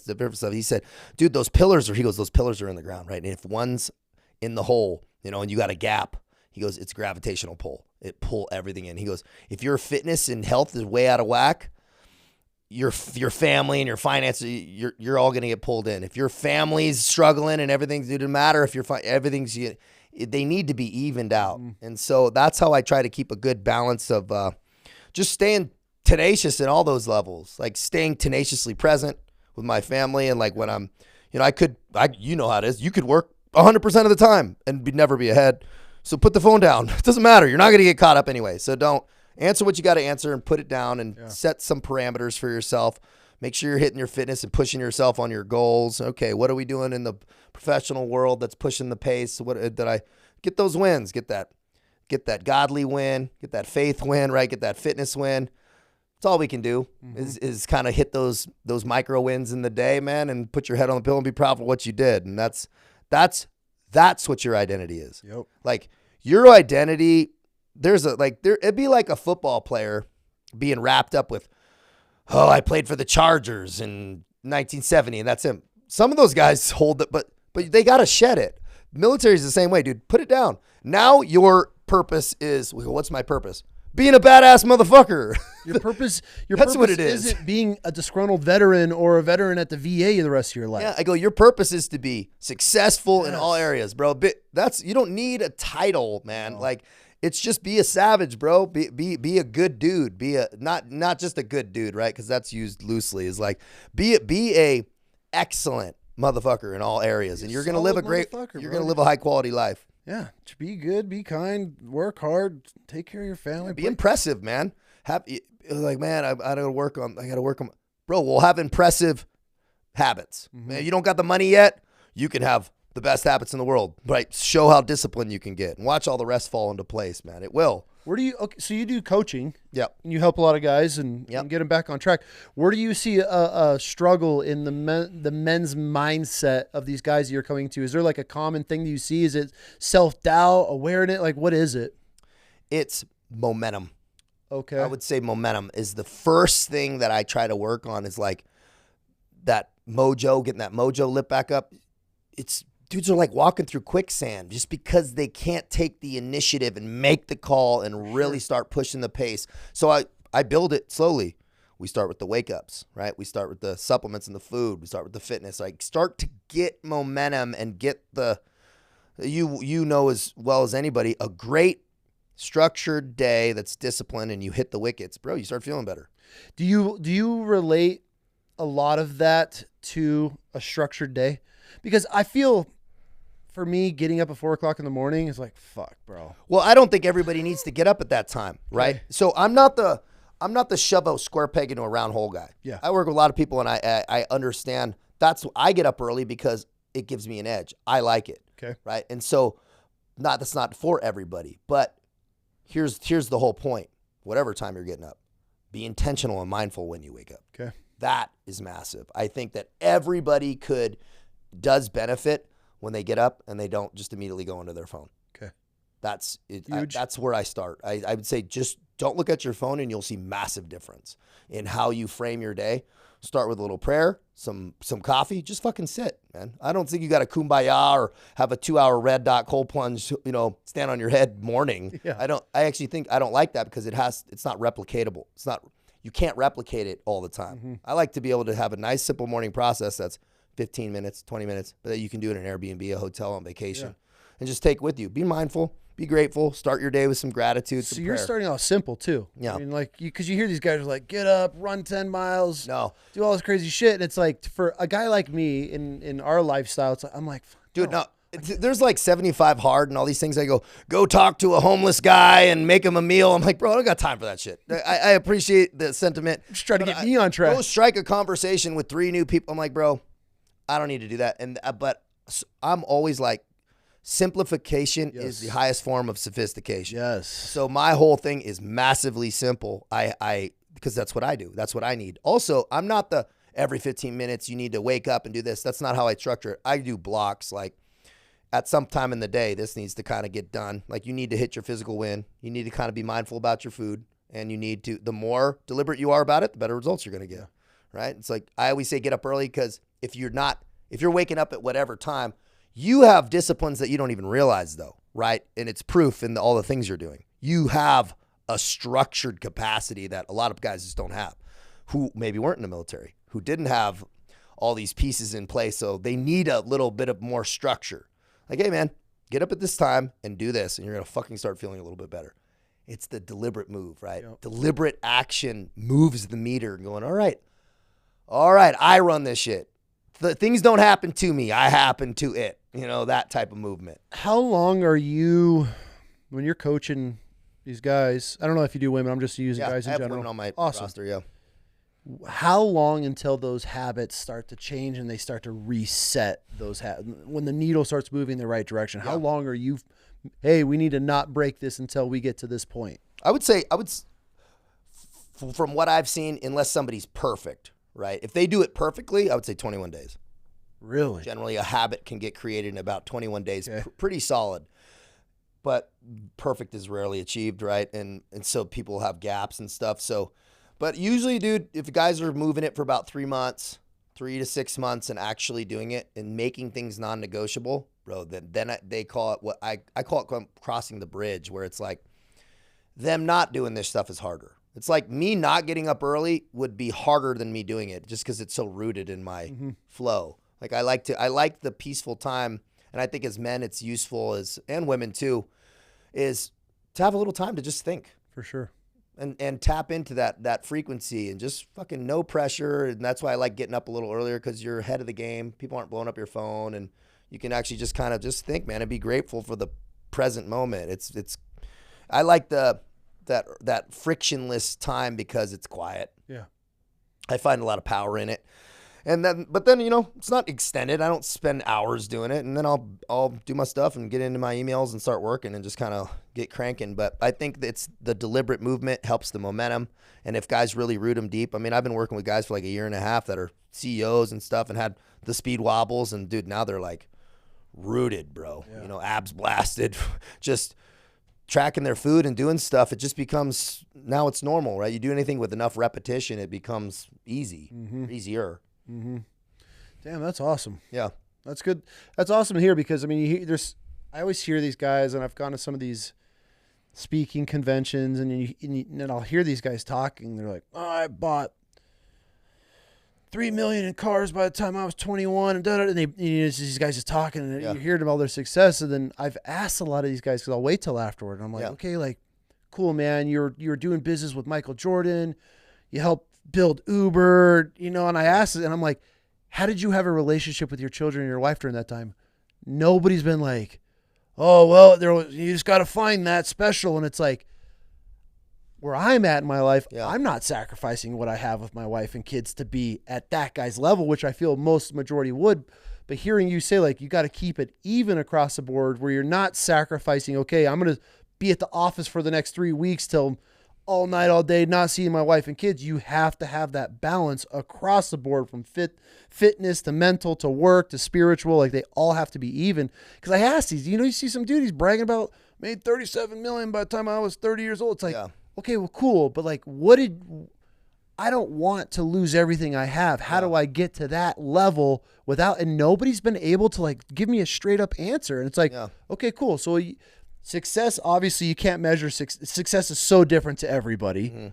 But it's like, cool. If I can find a way to balance all these major aspects in my life or these pillars in my life, cool. If I could try to balance them all, and that's what I've always thought, like, because you can't give everyone to everything, because then you don't want to either, because you're not going to be happy. I feel, at least, if you're chasing one, you're leaving the rest of them empty, or you're not nourishing them how they should be. So you have to find that balance. But I feel maybe that's where a lot of people struggle, is finding that balance, because they get obsessed or fixated on one of those pillars, and then that's all they want to focus on. Well, you know yourself better, right? Possibly, right? Just because you've asked yourself those types of questions. And so you have a clearer answer of what success looks like. I don't. People have asked me if I want to scale bigger. Dude, we did almost $750,000 last year. Me alone, Good right? for you, and dude. People ask me if I want to scale, because I go, no. They're like, hey, dude, we can get you up to this. We can get you up to $1 million a month. I go, no, I don't care. You don't understand. I don't give a shit. And they're like, what do you mean? Don't you want to make more money? Not really. I'm good. I'm fucking dude. I'm like, not really.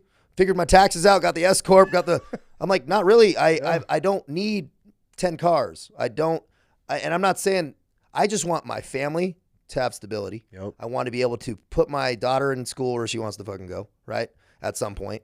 I want my wife, soon to be wife, I don't want her to have to be stressed out. Financial freedom. Right? I just want some financial freedom. And I go, and I'm not in a rush. And this is the faith piece, right? Here's where I tap into faith with this. I go, I don't want to rush God's process. I'm not in a rush to get scaled. And they're like, don't you want to AI and scale? They go, you're doing all your own sales. I do all sales myself. No, I've never outsourced. Every single person that's come through my funnel, I talk to personally.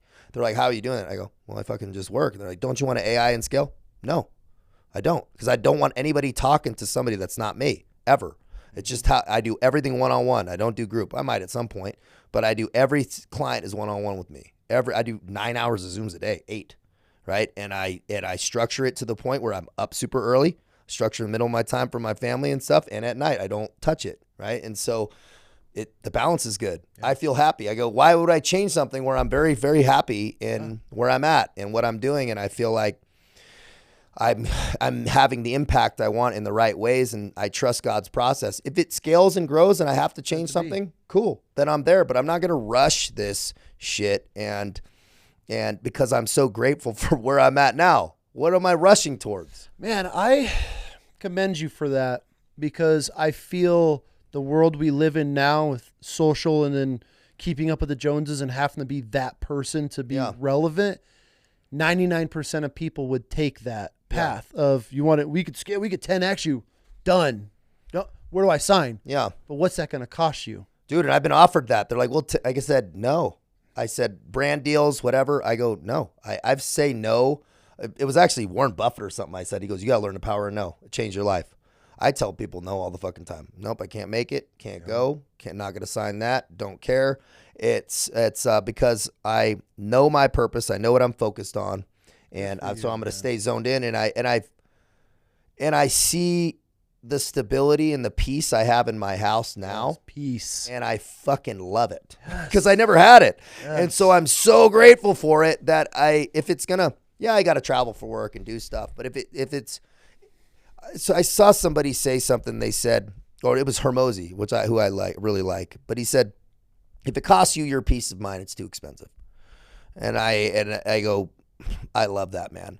Yeah, I could take on a bunch of debt and scale or whatever, but I don't want the stress. If life is good, why I fucking don't want it, dude. I don't want the overhead. I've had a lot of running a business and the overhead, bro. I don't want super heavy overhead.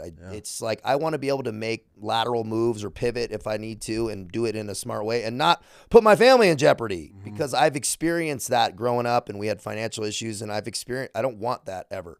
And so I'm going to just be nice and systematic. I'm going to enjoy the process and do my new little fast, my 10-day fast and enjoy that. And we keep our stuff simple and like, I like being at the house with my chick and my baby. And it's like, fuck, dude. It's like, cool. What am I reaching towards? Yeah. It's all here. Nope. Sure. At some point we'll buy the house and, but it's going to be done in the right ways at the right time. And I'm just here for it, dude. Yeah. Well, now that you started a family, man, like how exciting is that? Dude, it was something I never planned. It wasn't something I was like, I got to have a family. I was like, well, someday and then it happened, man. And meeting her, it was this sinner. If I told you the story, you really wouldn't believe it, but it was just happened all at the right time. I was getting out of the Legion. I was coming back. We met, and it was like this really interesting way. And then it was right, man. How'd you guys meet? It was right. This is going to sound strange, but it was on Instagram, but she had no pictures.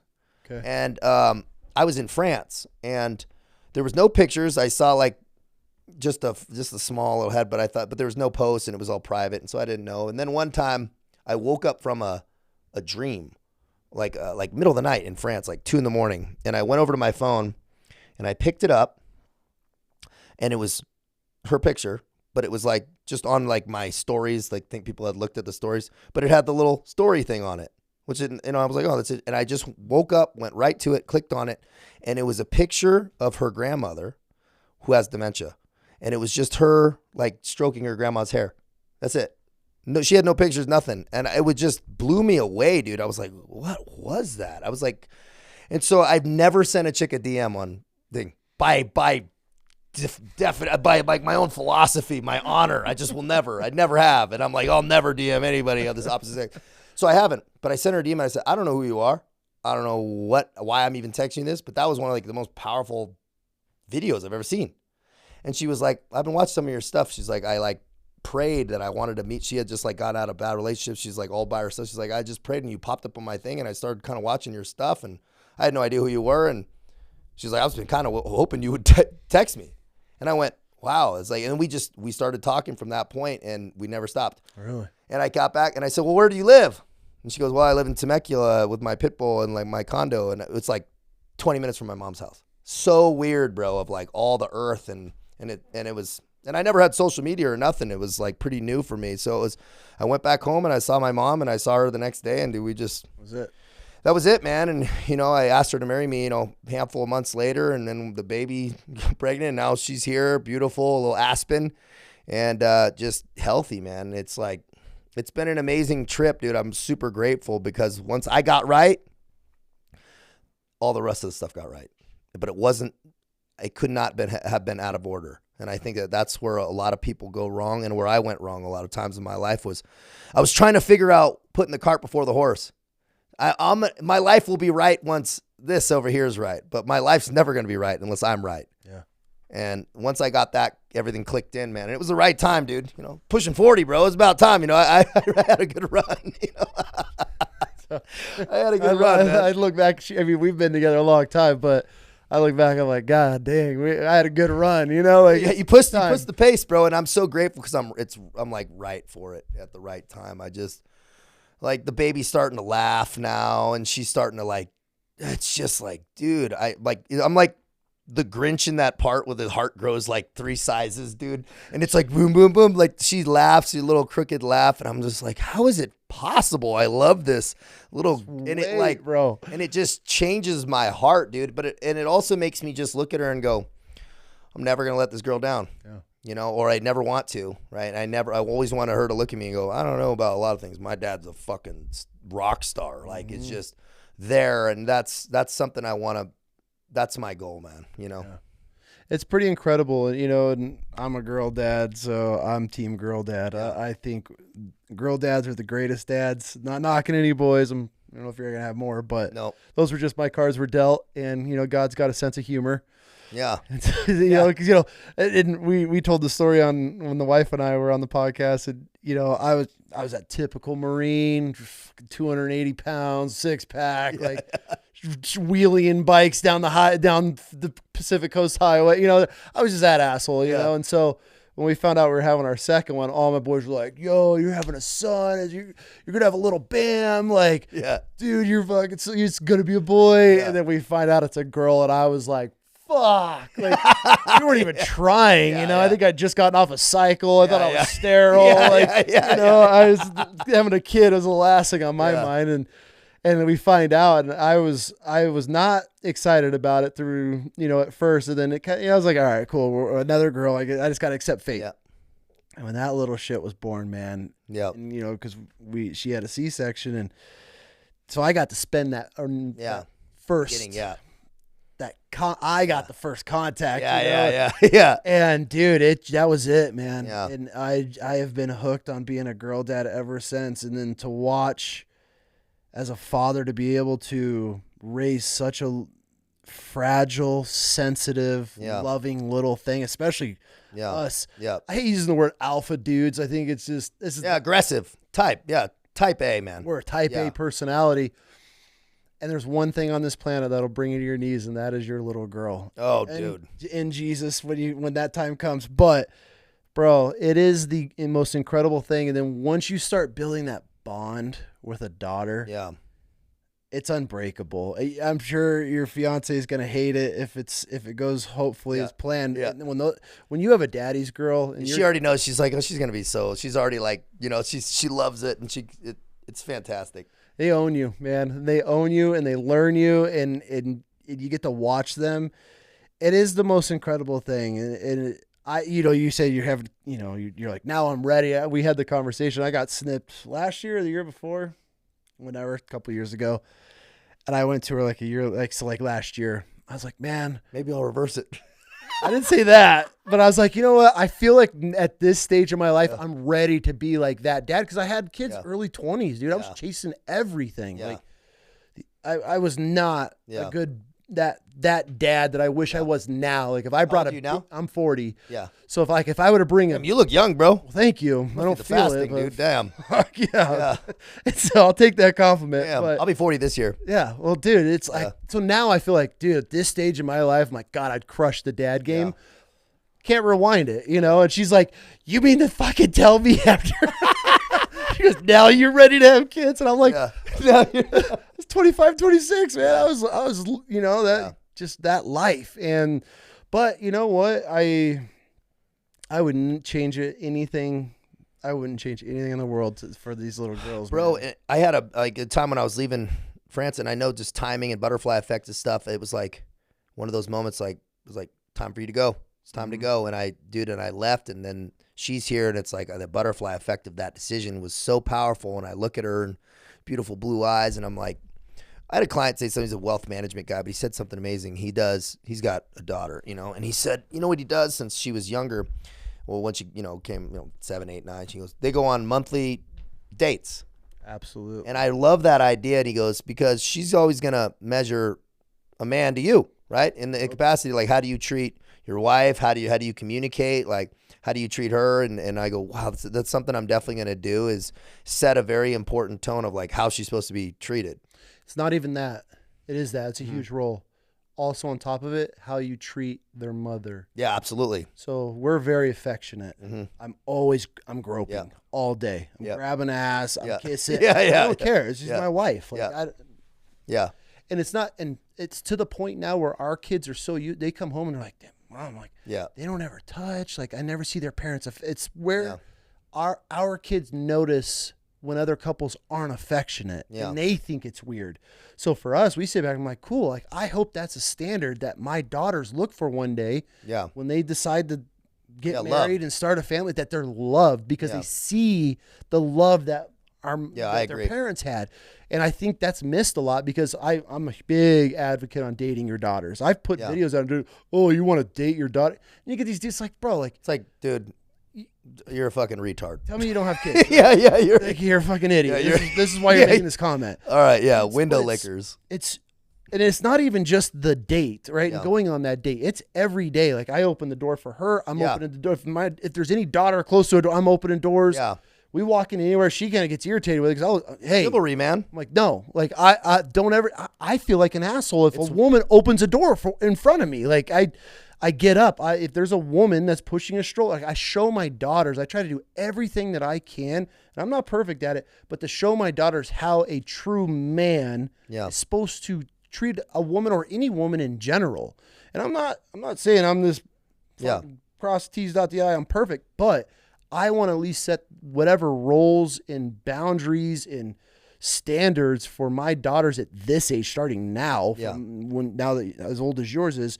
So it's not something you're teaching them. That's just life. And that's how it is. Those are their expectations. Yeah, expectations. Standards are set. Non-negotiables. I tell them, like, if you go to the boy, he's not going to open a door for you the first night. Okay, no way. Why? Like, red flags. Yeah, and ideally, you see chivalry is actually a knight thing. It was from medieval times. It was like how knights treated women, and I think it's a warrior thing. Yeah, chivalry is a powerful thing, and it's a protective thing, and I think it's, what's interesting, and I see this sway, like conservative values, things like that. They're coming back, man. It's like cool to be conservative again, and all these things are kind of morphing them. And I think it's interesting how platforms like you have, and there's like this push to like bring it back to center because it went way the other way for a while. Yeah. It's bringing back these values, and they're values of strength, man. They're values of strength, of good roles, of healthy relationships, and how things are supposed to be. And it's like balanced. People are better when there's like a structural, universal, natural balance with things. And part of that is,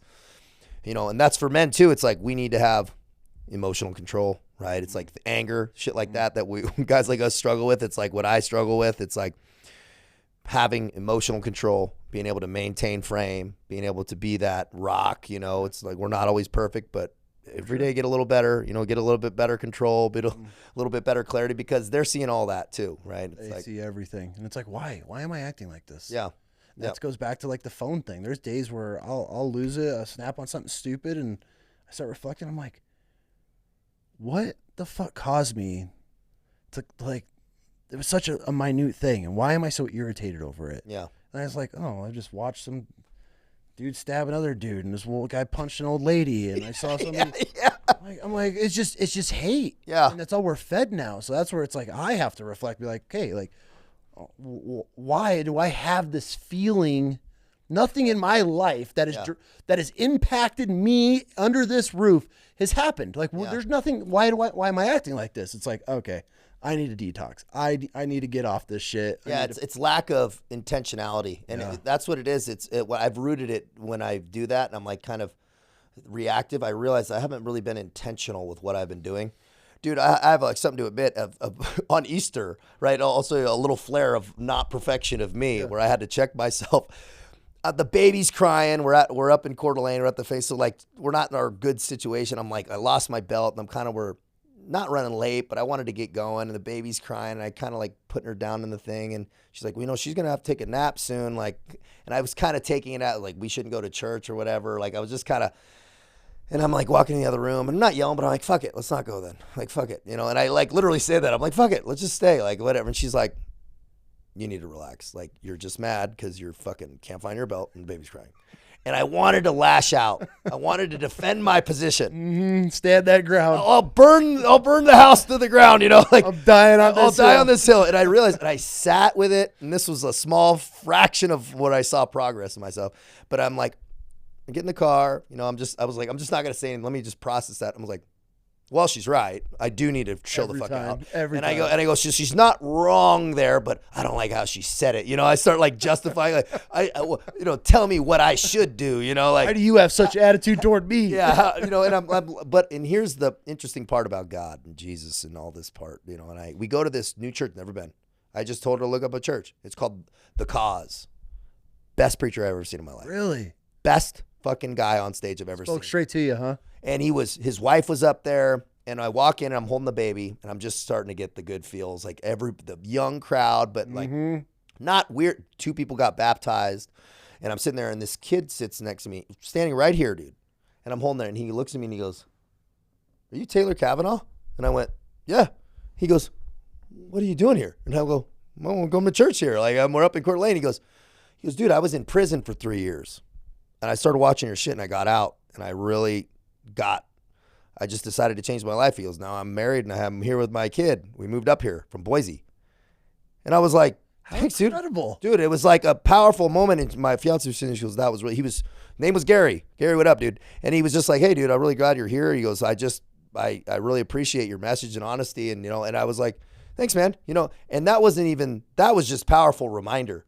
Like, hey, dude, chill the fuck out. Like, zoom out. Yeah. And then the preacher was up on stage talking about, he had just an amazing sermon and really got into, you know, the resistance we feel, you know, like the resistance you feel to Christ and the resistance we feel with things. And it's just, the message was getting wrapped up in our own bullshit, right? And feeding ourselves these lies and getting caught up and not remembering the small gratitudes. Yeah. Dude, I'm sitting there, my beautiful baby's crying, you know, and I'm in a beautiful house in Coeur d'Alene, and I'm fucking mad because I can't find my belt. It's like ridiculous, you know, and it's like understanding that a lot of it's chemical, right? It's chemical reactions, fight or flight. It's understanding all these physiological processes and not allowing them to cloud, you know, do a cloud over our brain. And I just am grateful, man, for Christ and God and all these things, man, that have really come together, man. And sitting here with you, full circle, talking about this stuff after literally driving by the jail I was at on the way here. Wild, huh? Yeah. I remember looking at the freeway, like looking out through the window of seeing this freeway and being like, I've been in that jail multiple times, you know, for periods of time. And so and thinking about the guys in there, you know, and then what journey are they going to be on? Some will be, you know, and it was powerful, dude, coming and sit here and wrap all this story up for you. What a surreal feeling to look at a place that was probably a pretty low point in your life. Yeah. Now you're driving by it with a beautiful fiance, a beautiful baby girl. Yeah, and it was a long path, and I could have never have seen it unless I just focused on the day-to-day and went and shed everything, quite literally, to get it all back times 10. You know, I had to shed it all away, and that's what I think. If you're struggling, man, or you're in this position, what can you get rid of? Quite literally. People, places, and things. What's not serving you? I'm not saying forever. Start today and just start shedding stuff, right? Start with the friend list. Start cleaning your phone out. Just clean your drawers out. Clean your closet out. Seriously, it's small things. Simplify your life. Get rid of most of your wardrobe. Clean up your bills. What subscriptions are you paying on you don't need? All these small things, just simplify down to what you're eating, man. And then you could start removing a lot of variables, and you start really recognizing what's serving you and what's not. Yeah. Damn, man, I'm glad you came by. I'm glad, dude. You know, I was in we're staying at the Renegade Hotel, beautiful hotel, by the way. Where's the Renegade? Bro, badass, dog friendly. We brought the pit bull in, and dude, they set the dog bed out, and it's like a nice hotel too. Really? It's swanky, super nice, but very well priced, super nice. I was like, man, this is super stylish. But anyway, I was about to leave, and I was like, this is gonna be a good podcast. That's what I told her. I'm like, why? I was like, I just got good vibes on Bam, dude. Like, I'd seen his stuff, we connected, and it was just all synergetically. I saw your stuff, and it always just really was honest and just authentic and just came across to me well. And I just knew we were going to be able to click simple. Just a conversation, you know? And I feel this is probably one of the best podcasts I've ever done, man. Really? Yeah. But 1,000% of just like, I talked about a lot of stuff. I've never had, most stuff we were talking about was completely new, and just, it just got me thinking in different ways. Damn, that means so. You have no idea what that means. I mean, even if you're blowing smoke, I don't give a fuck. I'll take it. No, I'm not, dude. It's on camera. We're gonna clip just that. I wouldn't say anything if I was gonna need to blow smoke. I would just not say anything. Because you've been on some big heavy hitters, bro. Yeah, but you just have a good flow, man. Thank you. Because we don't know what we're doing, and that's probably the best. That's probably the best. It's because it's but there's some people just natural at being able to guide energy and. Thanks, dude. I'm not gonna lie. Inquisitive too, though. You have an inquisitive mind. Well, because that helps. I watch. Thank you, dude. Yeah. And I watch people's podcasts, and then like you would say something, I'm like, but what about this? Yeah. Like what? Well, he's got a daughter. Like nobody fucking asked him. But like, what's it like being a dad now? You know. At least that's just how. And I work, and some people it might like some people, might like it, some might not. But I feel just for us and what works is just having a conversation. I genuinely love it because I get to know people on such like a different level. Like I would have loved to have, I'm going to fly you back out here. I want to get into like your military stories, but I think this conversation is great because I don't know fuck all about you except for what you just put out on social. I mean, we've never hung out before. I mean, I'm sure we probably have mutual friends, but yeah, man, I was telling her, I'm like, there's not very many people that like, I get excited over everybody. I don't want to downplay anybody, but there's only been a couple like in the very beginning where I was nervous too, but like, I see episodes and I'm like, fuck, this guy's been on some legit platforms. Yeah. So coming in here, I'm like, and earlier I was kind of irritated because normally our daughter runs all this. She see this is her realm. And then the wife this is her first episode she's ever filmed. Like, so if it's crushing it over there, if it's fucked up, it's her fault. Yeah, no. Yeah, and she's over here scrolling, not paying attention. But I didn't know where I was going with this. But it's just like, it's cool because we're just, dude, this is it. It's just my daughter and I. Well, now my wife for this episode, but like, I was nervous a little bit. I'm like, God, this guy's all over. He's on some big platforms. We're all just bros, dude. We're all just grunts, man. And that's how I treat everybody. That's how it should be. We're all just like doing the damn thing. And I think anybody that ever gets past that, you lose the sauce. You lose track, man. You lose the sauce, dude. You lose what actually kind of gets you there. It's like, don't forget what got you there and keep doing it. Don't ever lose that grounding, man. It's work for it, dude. I want to go hunting with you sometime, dude. All right, dude. I would love that, bro, because I want to start getting into hunting and stuff. I really am. I've done some up in Bakersfield. We do some like boar hunting with knives and the dogs. So we've done that a couple times, and that was cool. But I've never really hunted. Okay. Ever. Right. It's just not my thing, but I grew up in San Diego, man. We weren't hunting nothing. So, I want to get into it, because we'll probably be moving into Idaho, and I want to get into that world. You let me know. Yeah, man. We'll get it lined up. I got one last question for you. Mm-hmm. For this generation and the young kids that are joining the military or thinking about it or just lost, what is a word of advice that you would just, for these young men that are out there, is there any thing that would just, word of advice for anybody listening, man? You've been through it all. You have a hell of a story. You've gone from rock bottom to top of the mountains and back again. Like, what is something that you think this generation should hear? Pay heed to some of these tales of caution, man. Right? You don't need to go to jail. You don't need to lose everything and to learn a lesson. Smart motherfuckers, wise ones not like you or I, right? Learn from people's mistakes. You don't need to make them yourself. Let's not keep doing the same things, right? And also, you'll never regret being more disciplined and more focused on your goals. I look back at times in college that I could have really enjoyed it a lot more, even learning, and I was too hungover, fucking just stuff. I look back and I could have had a better experiences just being a little bit more disciplined and more purpose-driven and focused. I'm not saying you got to be a monk, but dial it back, get more purpose. Like, is this helping me or hurting me? If you make that smart decision more often than not, and you'll get more and more clear on that wisdom over time, but you'll never regret that. Yeah. Yeah. I love that, man. Thanks, dude. Yeah, I appreciate it. I could talk to you forever. I know you got a time but I appreciate you, man. This was cool. Yeah, I seriously, like, I've been talking about this for a while and just was like, man. Yeah, dude, I'm looking forward to letting my fiance try some bread, man. She's going to be so stoked. I already told her about it. Like, they're making some sourdough. I had no idea it was like Gucci sour bread. Oh, it's fucking Gucci sour bread. Yeah, it's Gucci sourdough for sure. I had no idea, man. I was like, man, this is some Gucci shit, man. Well, when we started this, it was kind of just like for us. I was telling you earlier, because Yeah. tore up guts and shit. And then we got into it, and then everybody was trying. I was like, bro, what the hell? Then we just started playing around with it, and people were buying it. And we have a guy that we went to a party, and we brought a couple loaves, and he's got all these restaurants, and he tries it, and he's like, how do I get this in my restaurant? Yeah, that's so cool, man. What? That's when you know it's right.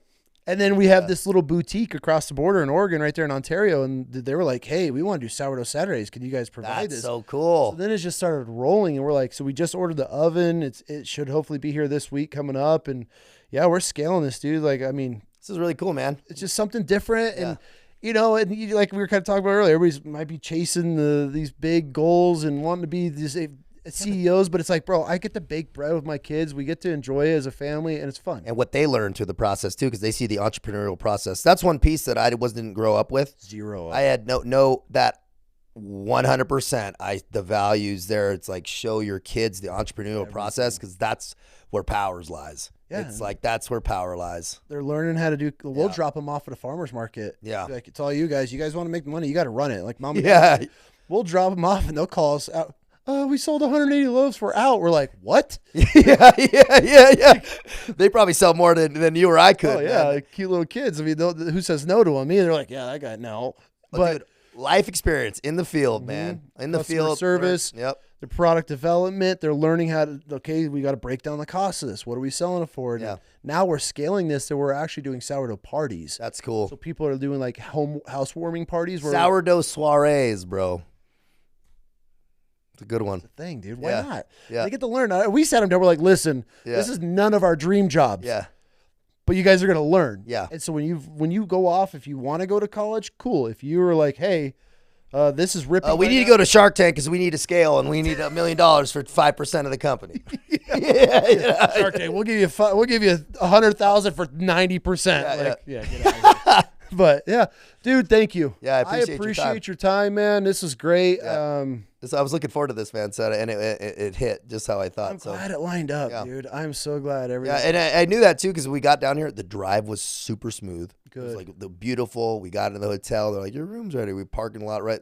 Just everything was like, baby went to sleep. She went to bed. The dog went to sleep. I was like, man, this is smooth, man. This is gonna be a good one.